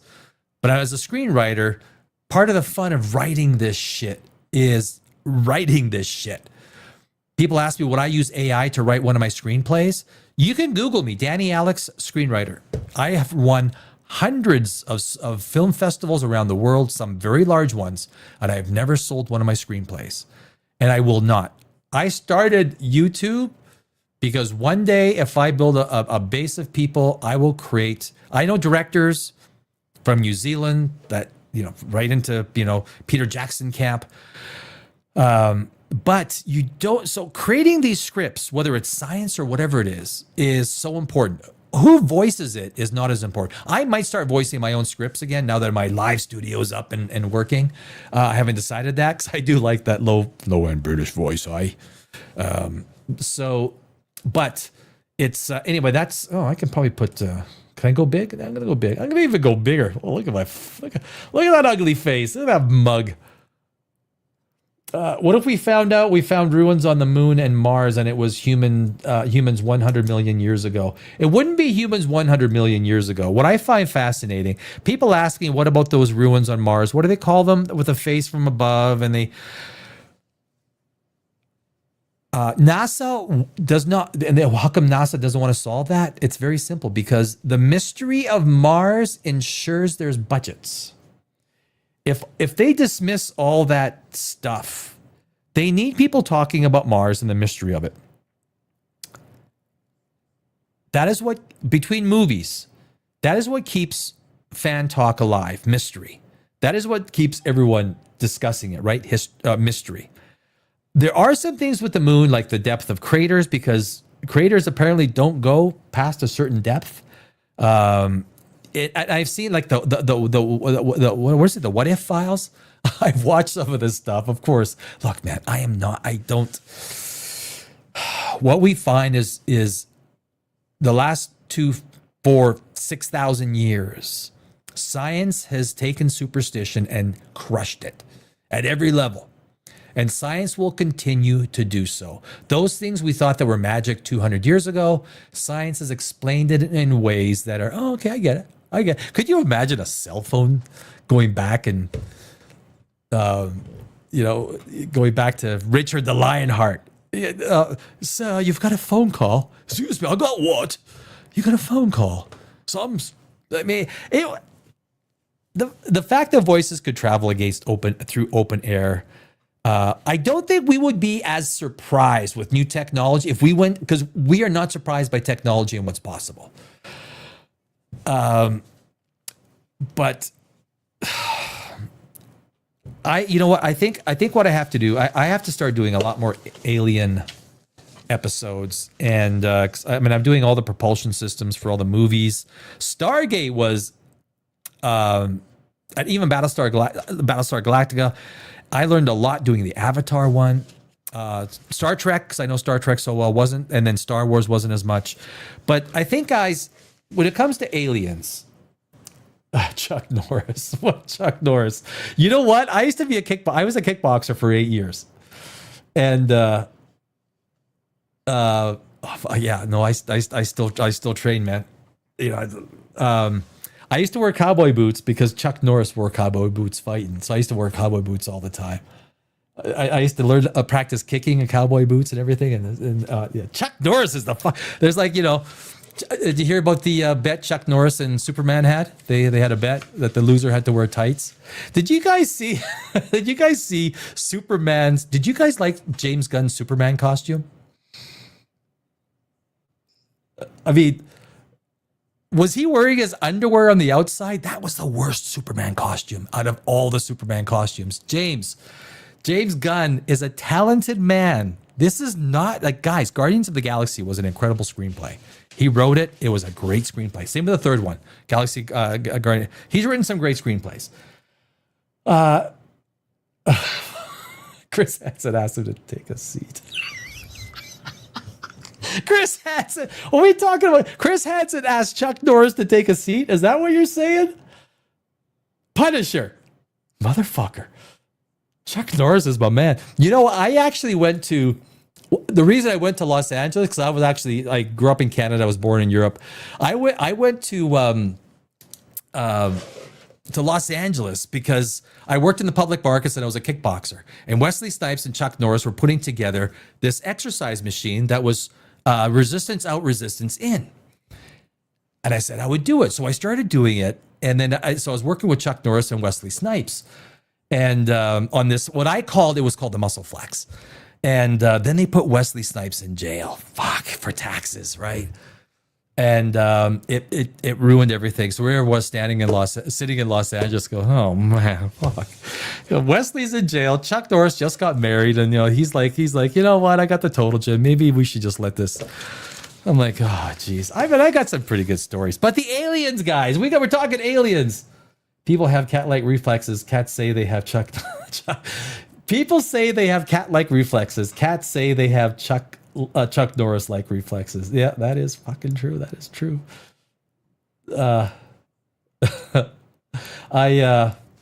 Chuck Norris asked for his beard back. Christopher Reeves is still the best Superman.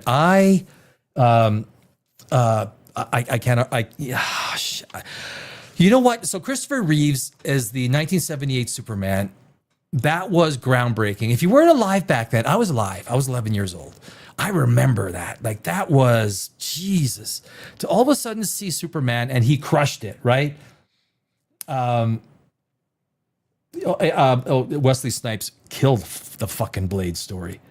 Killed the fucking Blade. There is no other Blade than Wesley Snipes. But Zack Snyder made the mistake too of doing Man of Steel before putting out a Batman is the DC universe. That is your world building. So if I was the screenwriter for DC universe, I would take Batman, because everything you need for world building, for tone, is in Batman. And then you put Superman. And Henry Cavill was a fucking awesome Superman. Henry Cavill was, I forgot the dude's name that he played Superman. And nothing against him. Like, he had kind of a good persona. It's kind of like The Witcher. Liam Hemsworth. I keep saying Liam Neeson. Liam Hemsworth had the stature to be a Witcher, but he had that one face. Yes, Geralt was, monotone, but he had expressions. Movies are a visual medium, Liam, or whoever the director was. It was probably direction. Usually when the actor fucks up that bad, it's direction. It's the director. But Liam looked the part, though. He was too pretty, a little too pretty. I don't know if what's his name was the best Superman choice. He was an okay Superman choice, but the scripts can very often make bad actors out of good ones, and the script was not good. The first 20 minutes had to have created the world, man. You're creating the world. Tone building. Stoic. That's what it was. He had one face. That was Geralt. I mean, that was, do you remember the last scene in the first episode of season 4? Pox. The little guy, politically correct, goes running away. And then their little wagon train goes walking off. And then, like, timing, like, talking about forced plot. 13 guys show up to rape a woman. Like, oh, are you fucking kidding me? You are so bad at creating an instigation for a reason for Geralt to get into a fight. You just pick the most simplest ones. Any screenwriter that uses sex.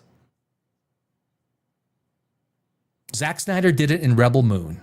When they go into the bar and that alien is there and he's got that funny eye, and then he wants to nail what's his face, and I don't remember the characters' names. And a 90-pound girl boss kicks the crap out of 300-pound alien.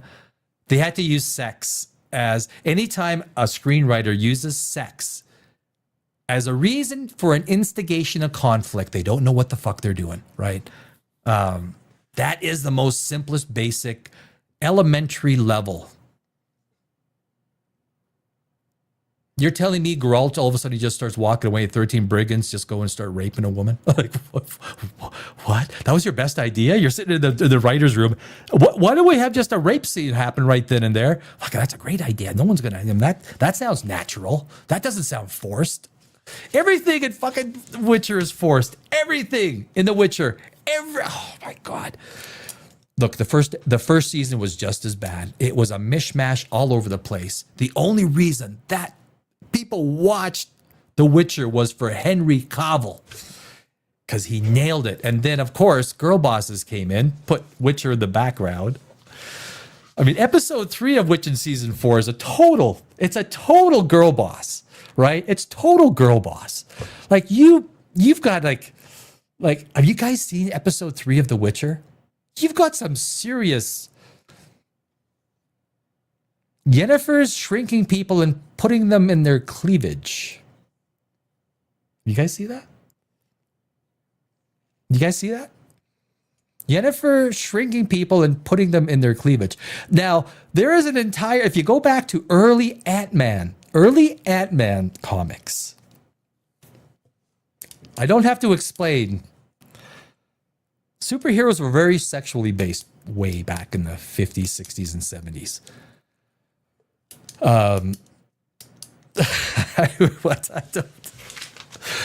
I don't need to say anything more, right? But yeah, movies are fun, but just as an escape from the reality of an otherwise boring and repetitive life, I don't know why people get hung up on fiction works, because it's fun to talk about. Fiction works, like, oh my God, what, you just let fiction works sit in their own reality and you can't talk about it? It's like talking about Iron Man tech. You can't talk about Iron Man tech. The fact that he puts a big energy thing in the center of his chest would basically be, if you have that much energy in the middle of your chest, you basically just, the energy will melt you away. It's a physical impossibility, so you can't talk about the physics. You can't talk about the physics of the Flash if you go faster than, or the speed of light. Dude, like, yes, they're fun. That doesn't mean that you cannot go and assess the physics of it, right? Well, it's fiction, so you can't you can't use nonfiction to determine. Oh, motherfucker, yes, we can. Otherwise, movies like the Fantastic Four will get away with science robbery. Fantastic Four, First Steps, what should have been First Shits. Never has science been so, at least Christopher Nolan gets science very close, right? James Cameron tries to get science exact. I just ask for science approximate. Fantastic Four was science shitsville. What the? How did Reed Richards know that it would take a month for Silver Surfer to get out of that black hole? How did it get? It was like back of the napkin math. I did the math. I got 2 months. Okay, I got 2 months. Even in Superman. So the one place where Superman wants to fall into is a black hole, right? And in the movie Superman, he's trying not to fall into the black hole. Well, what's in a black hole? Why is it a black hole? Because light can't escape. It's nothing but a lot of fucking light, motherfucker. So Superman falls into the black hole. It'd be kind of like when Thor hits Iron Man with the electricity. 400%. How about that? He'd be like, what? 2,000%? All that light hitting him? Let him fall into. I thought the thing that James Gunn was going to let Superman do was fall into the black hole because it made sense. He comes out uber powerful, right? That's where the fucking light is, because they can't escape. But he tries to stay out of it, which is the exact opposite thing that he should be trying to do. James, you gotta contact some science people when you're doing your scripts. Let Superman fall into the black hole. That's where the light is. He wants yellow light. Even in his movie, he made light a big thing. You know, a burst of yellow light to make him heal, right? When he got beaten up in the opening scene. The robots laid him out. The light came and hit him. I thought that would have been a great plot device. He falls into the black hole. Everyone thinks he's dead. Superman's in a black hole. He's dead. He's gone forever. And clone Superman, who looked like fucking Anakin Skywalker. I mean, totally. Tell me that dude did not look like Anakin Skywalker. But that would have been the perfect. Like, so as a screenwriter, this is the way I think. Let the clone win. Superman falls into the black hole. He's dead. That's it. But the reality is, on the other side of that black hole is so much fucking light, because light can't escape. He comes out and he pounds. He grounds and pounds and grounds, whatever the fucking say it is. The clone, that would have been the ending. James Gunn, Senior Gunn, give me a call. You want some screenwriting help? I'll do it for free, motherfucker. I'll do it for free. Guys, aliens. That was so. Today was like I say. How do we get onto whose fault was it on Superman? Someone in the chat got me started.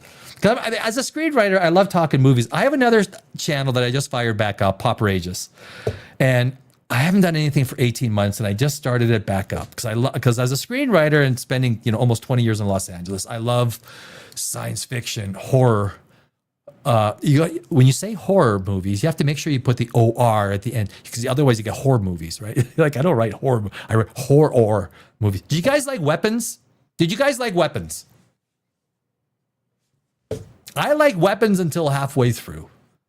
And then it was like, oh, fuck. Oh, jeez. That's what I thought. And I think that's why it kind of, and it fizzled at the box office. It's a good streaming watch. I don't think I'd be happy watching it in the theaters. There is some bright spots in the movie.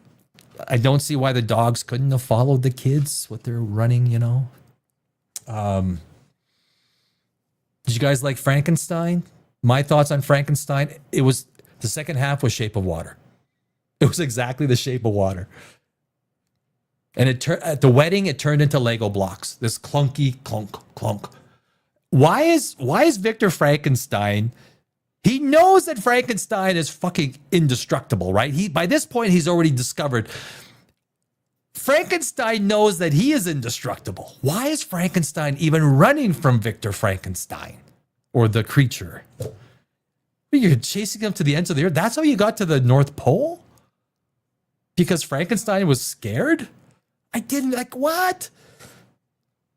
The whole Elizabeth thing, because of course in the original, you know what, guys? I don't know if you guys watch Critical Drinker. I'm sorry. I have plenty of reason. I could go into, there's a lot of stuff I agree with him on. There's a lot of, I talk about surface level, cliched. It's like he repurposes the same sentence, puts it in AI and says, give me a new way of saying the same thing. Never gets into the inciting incident, never gets into plot characters, how the characters are introduced, antagonist, protagonist, just always surface level. He's a great verbal showman. I have a problem with the establishment of critical review on YouTube. He's entertaining, but he knows shit about screenwriting. And it's just a matter of fact, not being mean, right? But in Frankenstein, Guillermo del Toro basically wrote Shape of Water 2. And just like Shape of Water, the creature swims away all happy. Shape of Water was a great fucking movie. It was. Frankenstein was just like he just took the same concept, changed the original story a little bit. Guillermo del Toro was a fucking awesome director, guys. He's one of the best. Can I do better than him? Of course not. But although I'd like to try. I have a screenplay called The Sicken, which is huge. I've won so many film festivals around the world. We were close to getting it made until the bottom fell out of Los Angeles. But what I would say in Frankenstein, and this is all about story, and I'd say a lot of people have mentioned with aliens, right? Government creates stories. You need to create stories that are believable. And I think the part of the alien thing, because the government wants us to believe that aliens are a possibility, the human mind takes it from there. Guillermo del Toro in Frankenstein, with storytelling, he hit the wedding, and all of a sudden it became a wheel spins really nice. So a great screenplay and a great movie will just flow, and you get surprises, you get twists and turns. But when it turns into a Lego block, it's like clunk, clunk, clunk. That's what happened at the wedding on Frankenstein. Elizabeth died. What's his name? His brother died. And then everything just became, this is all really convenient. This is all happening with amazing alacrity. And then, of course, it becomes the chase. I would have loved Frankenstein to die, and then Victor Frankenstein having to deal with the choices he made the rest of his life, turn it into a tragedy. Because the very fact that the only reason that I saw Victor Frankenstein hated Frankenstein was because he only knew one word. It seems the motivation for Victor Frankenstein to hate his creature was so fucking forced. It was horrible. It's all you could say is Victor. It's all you could say is Victor. Say Liza. Say book. Say hand. like, you got to come up with a better motivation for Victor Frankenstein to hate Frankenstein. Dude, that's so forced. It didn't work. Now you want to burn him to death? I don't even understand why. The dude didn't fucking do anything to you. And Frankenstein was way too pretty. He really was. That was a good looking Frankenstein. Anyway, this is about aliens. I'm going to do a lot more alien movies. And I hope you guys join me, because I tell you, this, you always want to create subjects that are compelling. I want to see Freddy versus Jason with Pinhead movie. Lisa, that's like, can I write that? That's a mix of intellectual property. Did you like Godzilla? I love Godzilla -1. That is movie making. Jason, that is movie making. Godzilla -1. The Japanese are making freaking movies. Hollywood's not making movies. There's a Godzilla -2. The second one's coming out. That is, it was such a powerful movie, Godzilla -1. With the whole the man with the woman and the baby, and the whole thing was a well constructed, and they made it for, what did they make it for? 20 million? 20 million bucks. The thing is just like, Hollywood has got a lot to learn, guys. Wicked. What's the lesson in Wicked? What's the lesson in Barbie? When you make movies for your target audience, you kick ass. Right? Wicked for Good is kicking ass because it was made for its target audience. Girls. Right? That sort of, what is it, 18 to maybe up to 60, right? Star Wars and Marvel are guys' brands. You want to Disneyfy it and turn everyone into a princesses, you get the results that you get. It's a lesson for Hollywood. Dragon Ball don't count. That movie was crap. I didn't see it. I didn't see it. I want to see. I've been getting heavy into film noir movies. Yes. Well, you know what? That is a film noir. Yeah. I used to watch a few of them back in. I'm a much older gentleman. I just turned 58. So I try and work out. I go to the gym every morning at 3 a.m. I wake up at between 1 and 2. I go to sleep fairly early, and I sleep twice. And then I go to the gym, then I try and sleep for an hour or two, then I get working on videos. Mar 1, Frankenstein. Frankenstein got boring after hour 2. Actually, it got boring a little bit sooner, right around the wedding, right? When it became Lego blocks. We had, it became Shape of Water. That's what it became. And I knew, oh my God, dude, don't. When the wolves attacked, and some of the CGI was really bad with those wolves. And Walter Frey died, right? I tell you, he looked like Gandalf, didn't he? Did he not look like Gandalf? He looked pretty good. That's, and of course, then he gave the big speech on forgiveness. Okay, so you just projected the ending. So if you're giving the big speech to Frankenstein about forgiveness, that nothing happens by accident. Especially Guillermo del Toro is a good screenwriter. He's a good movie maker. He knows spectacle to the point of not getting cheesy. He holds it in that, like Hellboy, right? That's a Pacific Rim. There's a lot of movies, but yeah, that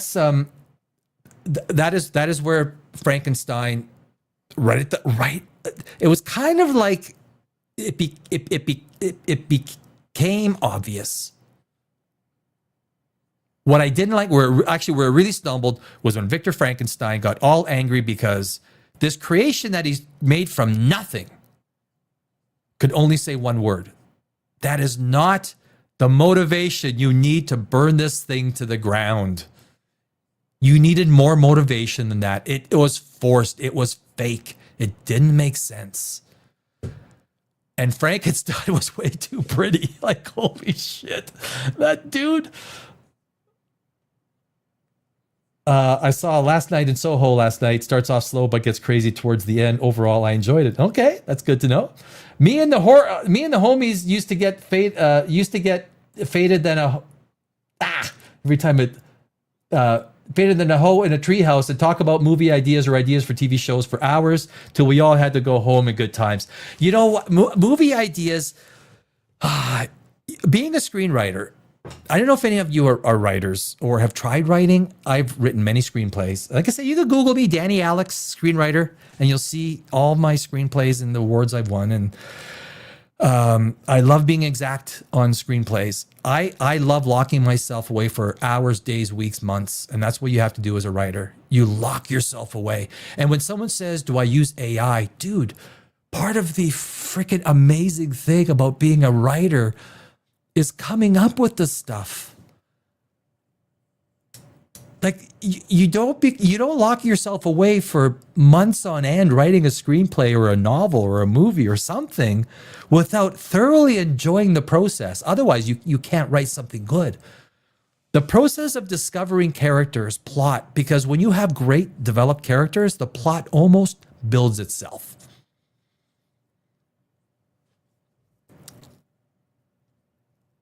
I see a lot of movies today.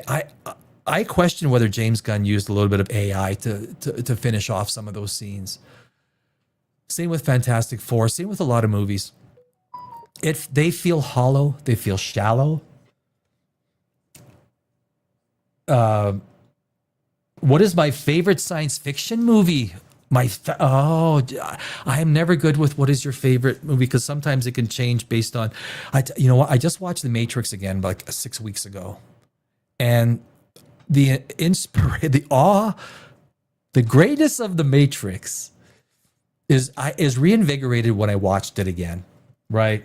The Matrix is groundbreaking. I even like, from a horror Event Horizon, I often say 2001.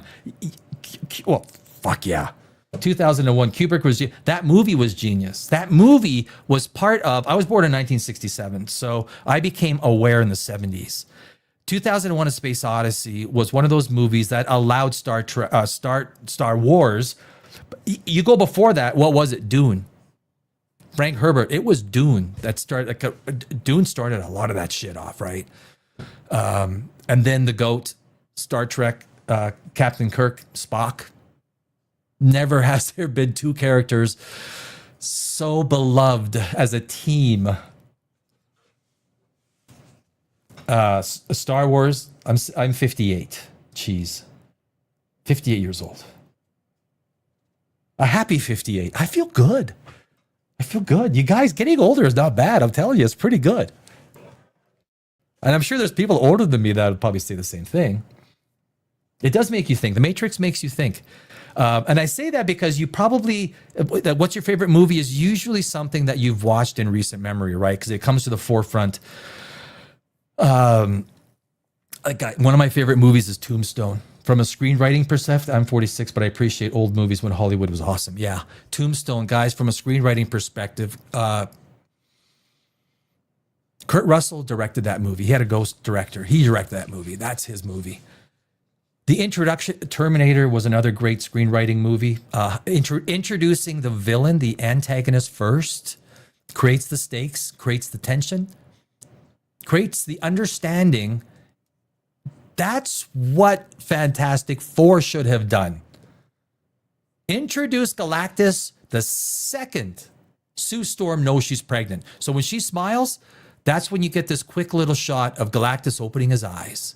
Now you've connected Galactus with the baby. And that's all you need to know until the inciting incident when the Silver Surfer comes and says, it's about to, where Galactus is coming. But Galactus, guys, Galactus can take Thanos. People will argue this, but I think most people agree Galactus can take Thanos. So you got Galactus coming against the Fantastic Four when it took the Avengers, the entire Avengers, to defeat Thanos. That was an antagonist that was just too far. You needed the Silver Surfer to punch Galactus through this feeble idea of teleporting the world a million light years away. Oh, fuck, that was a bad movie. Terminator's a good movie. But Tombstone, guys. Tombstone was fucking brilliant. And I'll tell you what, and I've said this before on the channel. We meet the cowboys, right? You all killed two cowboys. And you go and you see boom, boom, boom. And you see Mike Biehn, he plays, what's his name? Him and Val Kilmer had such great chemistry. And And of course, we find out how bad he is when he shoots the preacher between the eyes, in the forehead. Because before that, we're thinking, okay, this guy's actually he seems like the sensible one in the group. No, Johnny Ringo, that's his name, Johnny Ringo. So we're immediately shown the antagonists, how bad these people are. We're shown the stakes. We're shown the tension. And the first scene that we get with Wyatt Earp, we see it's Boots coming down off a train, and we pan up and we see a great looking stash on Kurt Russell, right? And then we see a horse getting whipped. Whoosh, whoosh. And this is a screenwriting lesson. We see this guy beating a horse, and then you see Wyatt Earp grab the hand, and we immediately feel for the horse. We see the pain in the horse's eyes. I don't know how they did that without PETA getting upset, but Wyatt Earp grabs it and he smacks him. And the look on his face, hurt, don't it? Let go of that stud. Now be on your way. Anytime a protagonist saves an animal, Frankenstein, Guillermo del Toro used that same thing when he met the hunters. Remember, he was in the woods with the deer and the elk or whatever it was. Anytime animals are not introduced into a movie by accident. Superman saves a squirrel. James Gunn didn't put that in by accident. The protagonist saving animals endears us to them. Now, the squirrel thing was arguable, but I bring up Tombstone because that is one of the best screenplays. Every scene in Tombstone elevates. Every scene. Oh God, I could talk about Tombstone, till long. Blade. Well, fuck yeah, the first Blade, right? Right, Skylar, the first Blade. Like that's. I look like Trey from Fish. Is that good? Is that good? Wolverine. Yes, I did. Yes. The old man Wolverine, right? Not Origins Wolverine, but old man Wolverine. Fuck yeah. Yeah.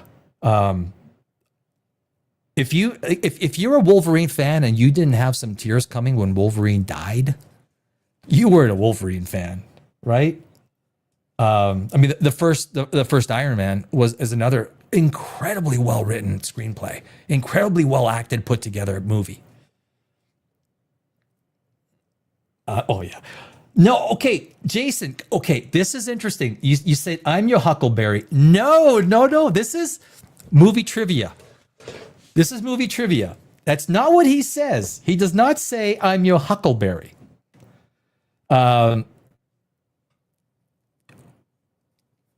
When Val Kilmer or Doc Holliday walks up to Johnny Ringo, and he goes, "Well, I didn't think you'd show."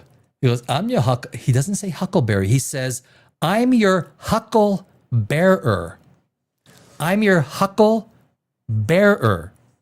And what that means, back in those days when you carried a coffin, those were huckles that you carried a coffin with. And people that carried the coffin were huckle bearers. I'm your huckle bearer, meaning Doc Holliday I'll carry your casket. I'm your huckle bearer. Is that Chuck Norris? Of course, any Chuck Norris is fucking good, my friend. Back to the Future is good. Shit, man, there's good movies that we forget about, right? Jack Hugh was a good actor. Yeah. Kilgore, Wolverine. I'll have to do what again? Watch it again. I have to watch it again. Yeah. So a lot of people think that Doc Holliday says, "I'm your Huckleberry. I'm your Huckle Bear." Google Huckle Bearer. I'm your Huckle Bearer. That was a statement they used to use back in the old days, where I will be like the coffin carrier. I know. I thought it was Huckleberry too, and then someone corrected me. One of my I think screenwriting buddies or someone said, "No, that's not what they." It's like, oh fuck, you're right. I googled it and they're so right. Quentin Tarantino.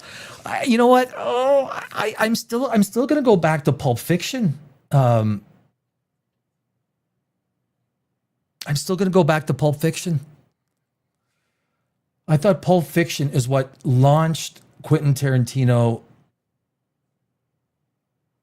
The actor that played they had the shotgun in the sex scene downstairs, and he was he was I was gonna we almost got to do one of my screenplays, The Sicken, and he was actually gonna play the sheriff in one of my movies.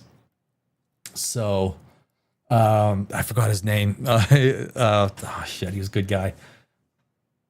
I look like a serial killer from the late 70s, early 80s. You cannot hurt me.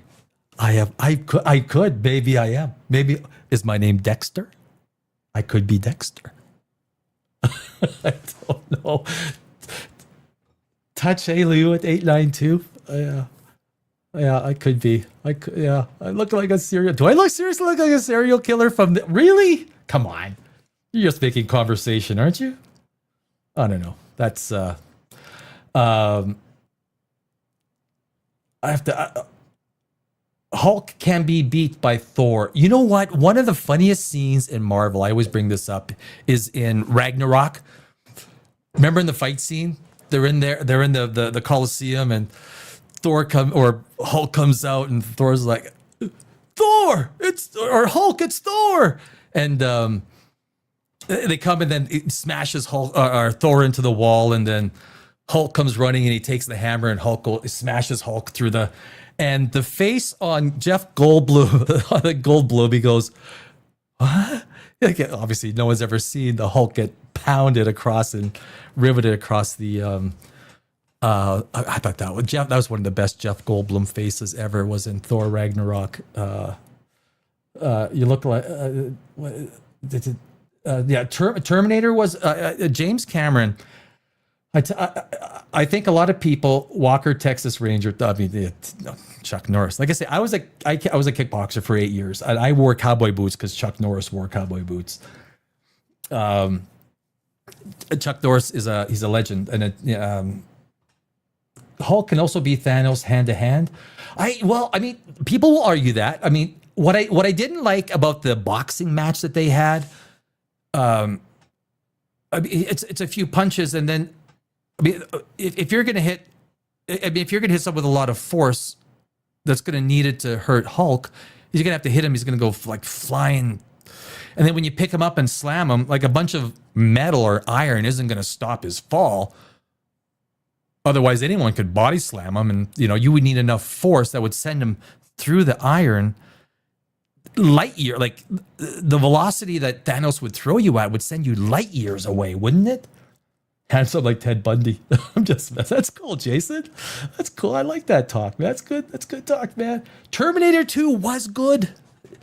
I mean, you look at the stuff that James Cameron has done, right? You'd have to ask, what is his worst movie? Does he have? I mean, the guy is uber talented, and when he's doing movies like he's doing today and still pulling, I think Fire and Ash might break the $3 billion mark.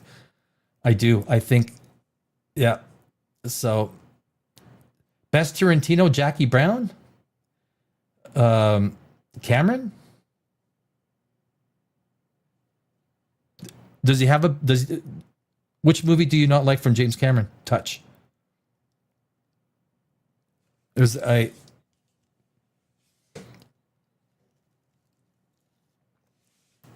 even like Titanic. I mean, I think there was a magical the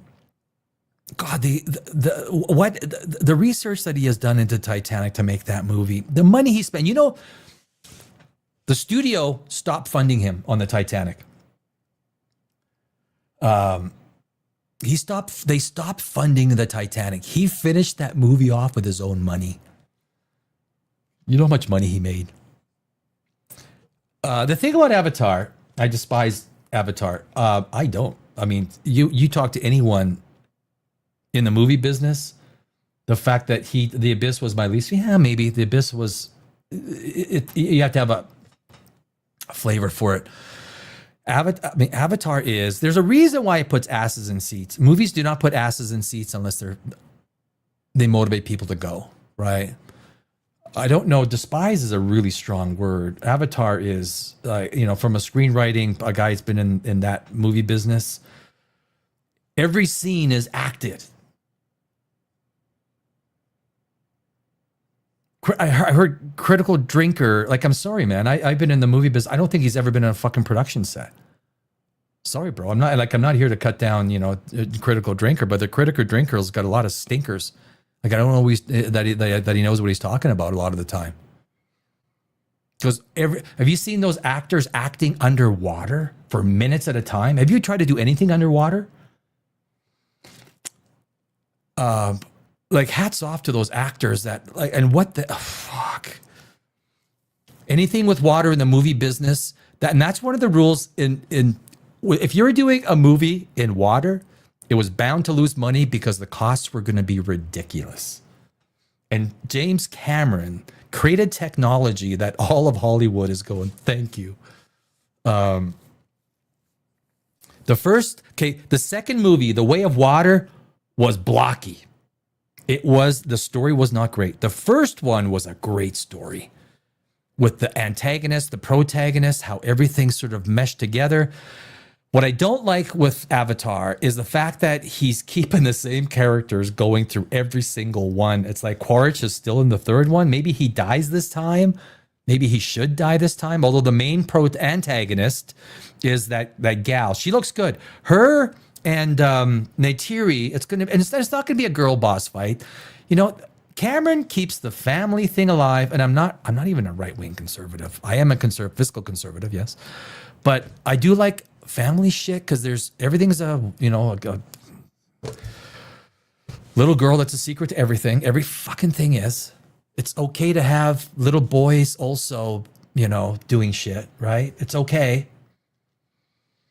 James Cameron. So here's the thing about James Cameron creating memorable characters. The characters he's creating are not human. They're 12-foot tall blue things.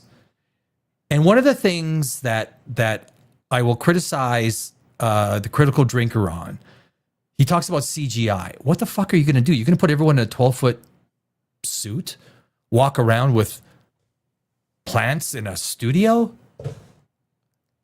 A movie of that scale has to be, but all of every scene is acted out. Every scene is human expression, human creation, right? Every story is recycled touch. Every story is recycled. As a screenwriter, I was a musician too, right? So if you're going to write a song, doesn't matter what key you use the key of G, A, D, D sharp, it doesn't matter. You get the same. So in any scale, you get the first, fourth, and fifth major chords, right? And basically, the first, fourth, and fifth chords in a scale is basic. I've just described 80% of the songs in the world. You can add a minor second, a minor third. You can add a minor sixth that creates some nice tone. Depending on what kind of music you're writing, jazz, you're going to start getting into some, odd time signatures. But no one's using notes that haven't been used in music. Nobody. It's all been done. You don't get that many notes, 12 notes between an octave, right? That's all you get. That's all you get. So everything has been done. It's just been done a different way. So the same thing with movies. So when someone says, well, it's been done before. Fuck it. Well, of course. Every movie's been done before. You can't make a horror movie and say, well, it hasn't been done before. If you guys want to watch a good horror movie, It Follows. Have you guys seen It Follows? A great independent, small budget film that fucking rocks. I love small producers that come out and just knock it out of the park. It Follows is it's a great movie. Young video quality is top shelf. Semitones. Yeah, well, it depends on the scale. Yeah, semitones. The CGI looks great. Very high quality CGI. Oh, why they cost so much to produce? Actually, so the number for Avatar is 250 million, they're saying, for Fire and Ash. Call it 300 million. This is a movie that will probably do 3 billion. Of all the Avatar movies, I think they're talking about a total budget of about $1 billion for all of the Avatar movies. Now, if they come in and they do 12, 13, 14 billion, it's just like Peter Jackson filming all the movies at once. Brilliant. Peter Jackson is brilliant. Peter Jackson is brilliant. Ask me, smell your hair. Tell me a secret. Smell my. Well, you can't smell my hair. You can't smell my hair. How do you smell your hair? Be creative if you're going to recycle through stories like the Poor Things. There's look, the struggle between an antagonist and protagonist. The struggle between an antagonist and protagonist is always going to feel the same. A protagonist that is trying to get something that the antagonist is preventing the protagonist from achieving. The bigger the stakes, the bigger the consequences, when the story is written, the greater the attachment. The protagonist needs an internal and an external conflict. Most protagonists, we only see the external conflict. Protagonists need an internal conflict. That is critical on establishing the overall character. Jake Sully had great internal, external conflicts. There were a lot of things that were going in the first Avatar. And the second one, it became blocky. It became Lego blocks. And that's why I think James Cameron took an extra year. He realized it. He goes, you know what? When I look back at it, it's not what I wanted. And I think with Fire and Ash, he is a great storyteller. Do not think that James... Look, there's no more Star Wars that's going to be made. It's done. Dana White just did an interview. Did you see the Dana White interview he just did talking about the whole idea that all of these echo chambers are so dispersed? Like everyone's talking within their own group about this, that, and the other thing. When Star Wars came out, everyone was talking about the same thing, right? The idea that Star Wars and Marvel was going to see disintegration was kind of inevitable, but not to the degree that Disney had to make it so. Fandoms, because information is so easily dispersed nowadays, we're going to be fractured. You are not going to see the Star Wars, Star Trek, Lord of the Rings, Doctor Who. Look, this is only the third movie in Avatar. It's only the third one. It started in 2009. We had to wait 13 years for the next one. If you go online and you see all of the fan theory stuff, dealing with propulsion systems, and part of the problem was because the protagonists are not human beings. They're not human beings. They're tall blue creatures. We tend to familiarize ourselves with protagonists that we can identify with. And it's very similar to the native Indians and the settlers of the West, what he's sort of he's kind of making a point that way. And he was crippled, was saying in his Avatar, a hard choice. I think Jake Sully had to go through a lot of hard choices. When I succeed, it causes James. Well, I mean, James Cameron is preoccupied with his movies. Like he is Hollywood running out of original. There's no more original ideas, Touch. There's no more original ideas. They're done. Like everything's been done. There's just a deviation, a deviant of something that's already been done. That's any movie that's been done, you can equate it back to some movie in 10, 20, 30, 40, 50, 60, 70 years ago. You make a pirate movie, it doesn't matter what you do in a pirate movie, it's going to be, it's just Pirates of the Caribbean. Well, you can't say that because you got to allow new ideas on the same subject. It might be in the same vein. It's the same thing with songs. Every song's been written. Every song's been done. Everything's been done with songs and music. So you write, so you know what? So much when I was a songwriter, when I was writing songs, you would write a song, and I had my 4-track player, right? You put the cassette in, 2 tracks one way, 2 tracks the other way, and you would record a song, and then and so I played bass, keyboards, and you had a drum kit, and then guitar, and you lay the tracks, and you get the melody, and you listen to it, and then you realize, holy shit, I just literally.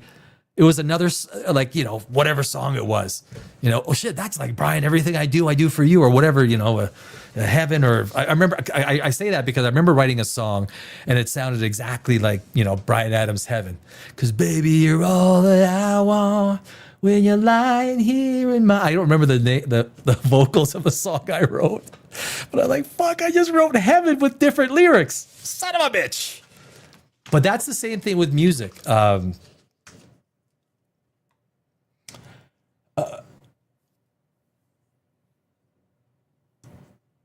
Do I honestly think that the Avatar movie is worth telling over several movies? We'll find out. Let's not judge it. Let's wait, let's wait to see it. The fact is that Way of Water still did almost $2.4 billion. You want to tell James Cameron that it wasn't worth it? Or James Cameron owns the IP. The only thing Disney owns is the distribution. Do you know how much fucking money Cameron made off that movie? You want to tell James Cameron it's not worth it? Or people that have any sort of, it's Fire and Ash is going to surprise people. He took an extra year to fine tune that story. I bet you he shot extra scenes to fine tune it. That's why he took the year. That's why he probably asked for it. After Way of Water, which was lacking, a little bit Lego, a little like Frankenstein, a little bit Lego blocks, turned into Lego blocks, a little bit clunky, a little bit predictable. I think this time it's going to be a different story.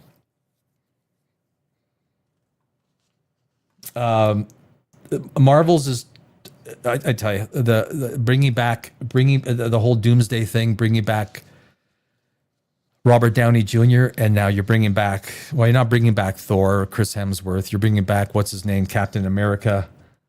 It's desperation. It makes no difference. Doomsday will put ass in seats, right? For sure it will. It's what comes after that. Are you gonna have like Iron? What, you gonna have more Ironheart? It's a male brand, and I think even the females that love Marvel love it for. There's some great female characters, and same with DC.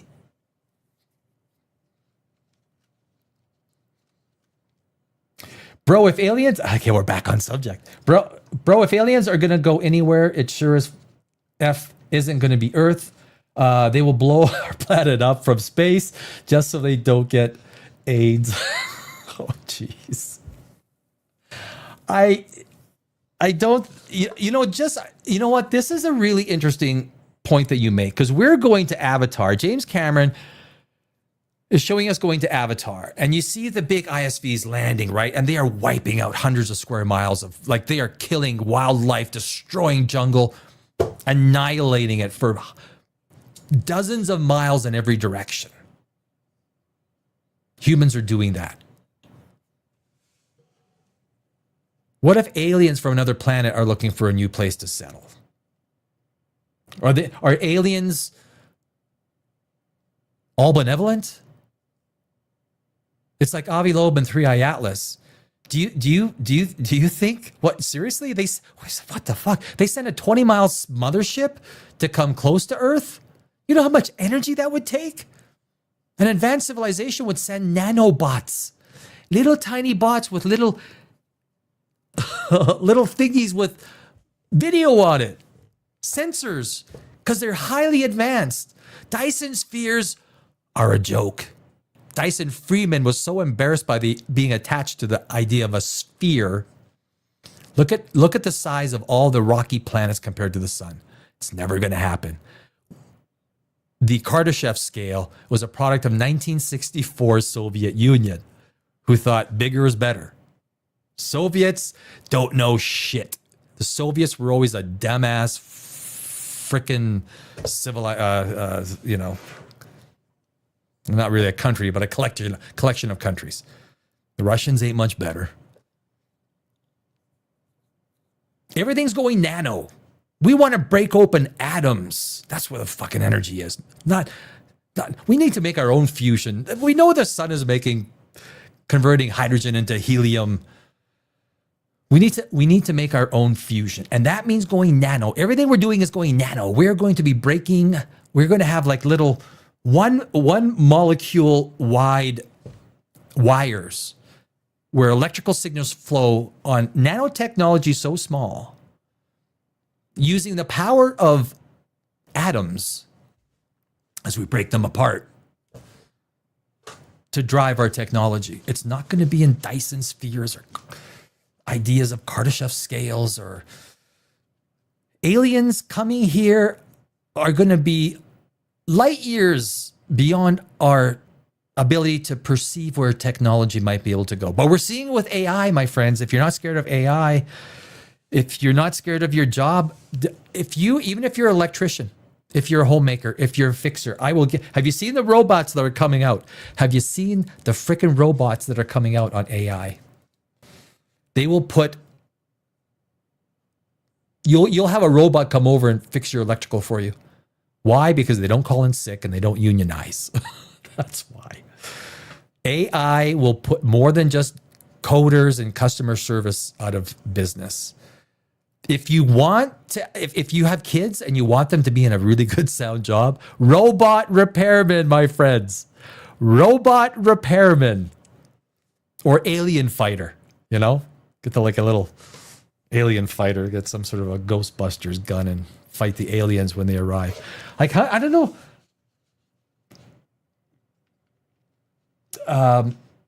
I think it's going to take the generations that were around for meltdown to pass before nuclear is widely accepted. People are scared of nuclear power. They don't have to be. I mean, the stuff that's left over is basically, it's, you know, radioactivity. They found that, guys, did you see that they found that black moss in Chernobyl that seems to be consuming radioactivity?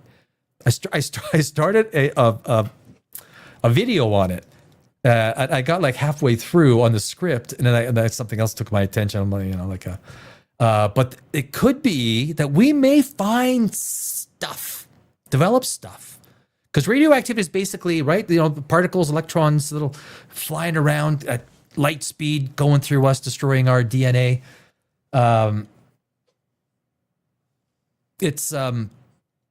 We may find solutions in our mistakes. In Chernobyl, have you seen the elephant's foot? God, how could that? And of course, the 5-part series.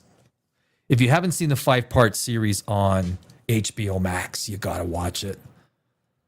Was it 5? Wait, 5 or 4? It was 5, right? I've watched it 3 or 4, 5 times, I think. I hypothesize. What was that? I hypothesize that viruses are an alien tech intelligence gathering nanotech. Well, yeah, hey, maybe. Are you going to be talking to me? Taking to me? I run a city wastewater plant. I use AI in the lab all the time now. Yeah. I use AI all the time.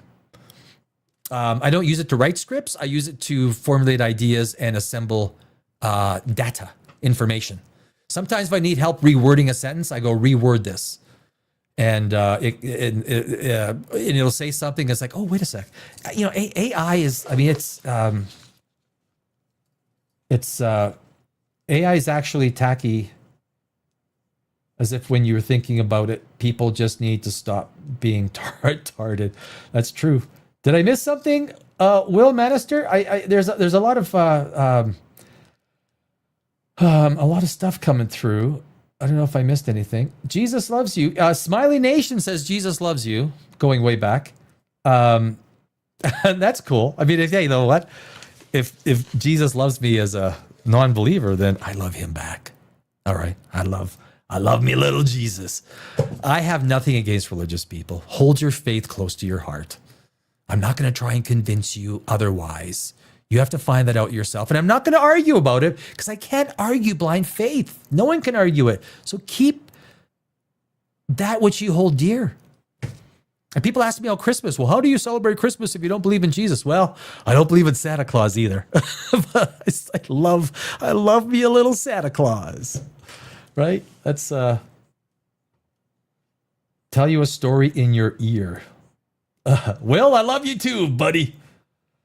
That's Keith Urban. You look like Keith Urban, brah.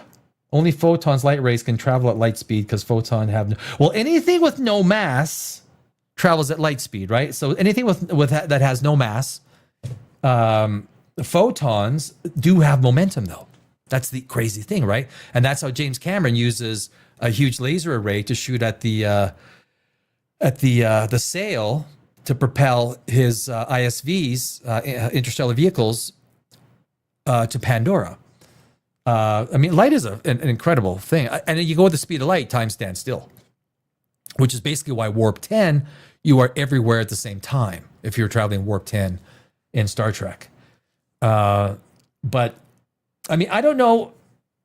I love me a little PS2 under that Christmas tree. Hell yeah! You know what? I stopped playing video games because I have such an addictive personality. I was World of Warcraft over the top, and then if I start playing video games again, I'm fucked. Because I mean, now I have 2 channels trying to get both channels fired up, doing this and that, trying to live. Like, I don't even have a wife or kids. I'm 58 with no wife or kids. Like, fuck. I mean, I some of these videos, almost everyone I tried to talk to in this app just screamed at me. Will you also do that? Why would I scream at you? Like, I'm not an angry guy. I'm actually, even if you like throw like knives at me and you throw bad, like, I have no reason to, if someone throws nasty words or something my way. My dad used to always say, and he was like this old Czech German guy from the old country. He says, Donnie, don't worry about giving the enemy the victory if the defeat doesn't hurt you. And it's very true. Don't worry about giving the enemy the victory if the defeat doesn't hurt you. Smile. It's the most powerful thing you have. What do I think the best argument for God is?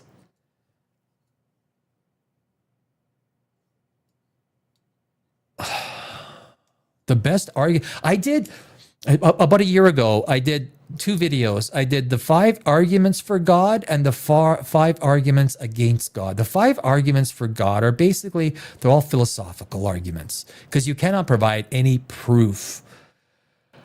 There's the whole concept that, so many people believe in it en masse, and that the idea is so prevalent that there is, with 2 trillion galaxies, 400 billion stars in every galaxy, we live in an unremarkable galaxy, in an unremarkable part of the galaxy, in an unremarkable solar system. There is no way a God that created 2 trillion galaxies is going to care about some unremarkable part of the universe. Why would you create 2 trillion galaxies when you're concerned about some insignificant marble somewhere in the universe? Doesn't make sense. It doesn't make sense. Why create 2? I mean, that idea came to being when we had no idea that even 400 billion stars existed around us. I mean, if you count to 400 billion, it would take you like something like, I don't know, like 12 million years to count to 400 billion. It's crazy. So I want to marry you. You're a man. Well, you're a man. I am not of that. I don't turn that way, bro. I'm a girl's guy.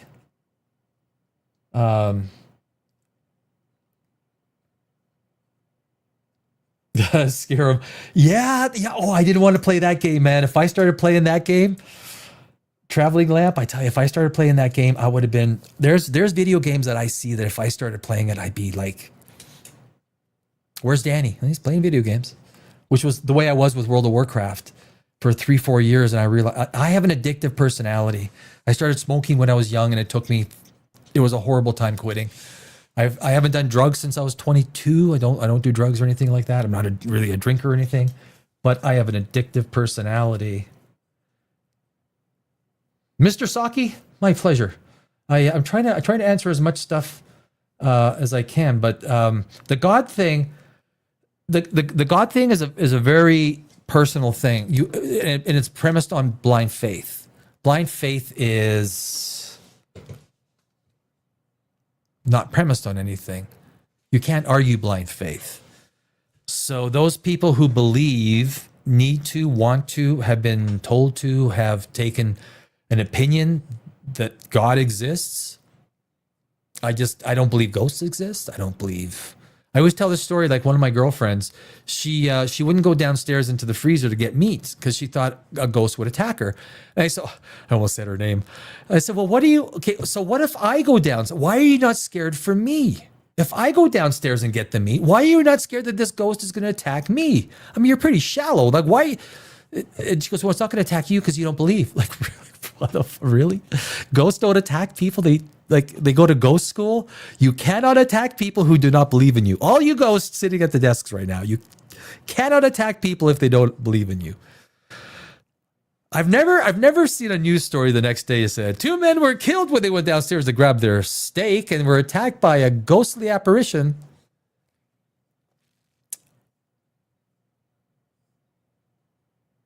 Haven't seen it. A universe that doesn't exist. The universe might not exist. Like, so the idea that, right, we talk about the double slit theory. The idea that the universe exists only because of observation, right? And this falls right in line with the simulation theory. Anyone who has studied the simulation theory, a video game. You're in one room of a video game, and basically the rest of the video game exists as a possibility, right? Because we haven't gone through that door. Whatever is behind that door exists only as a possibility. If we don't go through that door, it still exists only as a possibility if we go back out the other way. The entire world of World of Warcraft. We're only in one part of that world, and everything else outside of it exists as a possibility. If we look at our universe that similar way, that does a tree fall in the forest if no one is there to hear it? Maybe not. We don't know. From what we know in quantum, the laws of quantum mechanics, everything exists in millions and billions of possibilities until it's observed. Once it has an observer, it collapses into one reality, which is crazy stuff when you start thinking about it, which adds fuel to the simulation idea, because now you can now believe in infinity. What is infinity? Think of it as a video game. It is an endless realm of possibilities that only exist in the place that you're in. I think, therefore I am, is sort of another way to think of the realm of possibilities. Understanding what dark matter is will be when humans can start conquering the universe, which will never happen in human life. No, it's not going to happen. We don't even know if dark matter, dark energy is really what it is, right?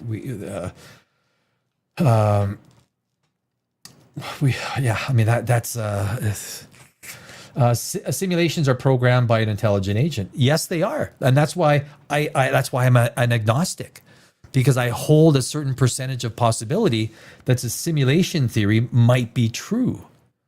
If the simulation theory is true, then the universe has a creator. It's a programmer at a level that we would never have thought or guessed that it could be. But simulations are, which is why I'm agnostic. I'm agnostic to the idea that maybe God is a 10th dimensional being, not God, an entity, because it wouldn't look like us. It wouldn't have peepees and vaginas to have sex with to procreate. We have no need for it. I don't think God rested on the seventh day because, well, maybe he did because that's NFL day. And of course the humans start praying to him. Oh man, it'd be a tough. Or her. It's like, DEI, you got to be DEI. I was checking the DEI on Godless Universe, and I had 2 boxes checked. I had because I was in Hollywood, right? Because I got the papers, and it was like, wait a second. They don't have a box for male, so I had to draw my own box in for male, and I checked it. And then I went to the next part, and they didn't have a box for Caucasians. So I'm like, motherfucker. I had to draw my own box in for Caucasians. Like, ugh. And then they didn't have a box for refugee. I was a refugee. We left Czechoslovakia when the Soviets invaded in 1968. I was a baby. We landed in the shores of Vancouver. We had nothing. My parents couldn't speak the language. Yes, Caucasians too can be refugees. And we are all just human beings, right? We're all human beings. We just got to try and love each other, regardless of what we look like. Period, right? Period. But I didn't pass the DEI test. I don't care. I'm just a peep, and I love all peeps. Guys, we're gonna call it a show right there. Will, I don't marry. Dude, I'm not. What the ask me to smell your hair. What is this? What is this? Will, I like girls. Dude, I like girls. Simulations programmed by Intel, understanding what, yeah. So I did miss, there's a lot of comments. So I'm going to be back tomorrow, Monday through Thursday. We do 7 o'clock p.m. Eastern time. And then I also have Poprageous where I do Saturday night live. Not Saturday night live, I can't say that. Poprageous live, it's Saturday night. We talk movies and everything like that. I think I'm going to be talking Witcher episode 3 and of weapons and a few other things. But I do love talking movies. I love talking Hollywood. I spent 20 years in Hollywood. I love science. I love listening to what other people have to say. It's very important to me. I never discount other people's opinions. Other people's opinions, it's arguing red or green. As long as you don't hurt anybody, you can have whatever opinion you want for as far as I'm concerned. Yeah, scary. Yeah. Oh, geez, scary. There's video games that could really destroy your life. No problem, Will. Sorry, there are video games that can destroy your life, guys. Video games are uber. That's why I don't play them. I told one of my other YouTube buddies, I said, you know what? If I start playing them, I'll start, I'll do it online. I'll like start streaming. I'll stream video games so I can, because I'm hanging out with people. Because I'm a social animal, even though I spend most of my time in a room making videos and stuff. So I don't know. But anyway, my friends, thank you for hanging out with me for this. This is the longest GU live so far, 2 hours, 52 minutes. I thank everyone. And please hang out again. I would love to see you guys back Monday through Thursdays here on Godless Universe. And I'll see you tomorrow night at 7 p.m. Eastern, 4 p.m. Pacific.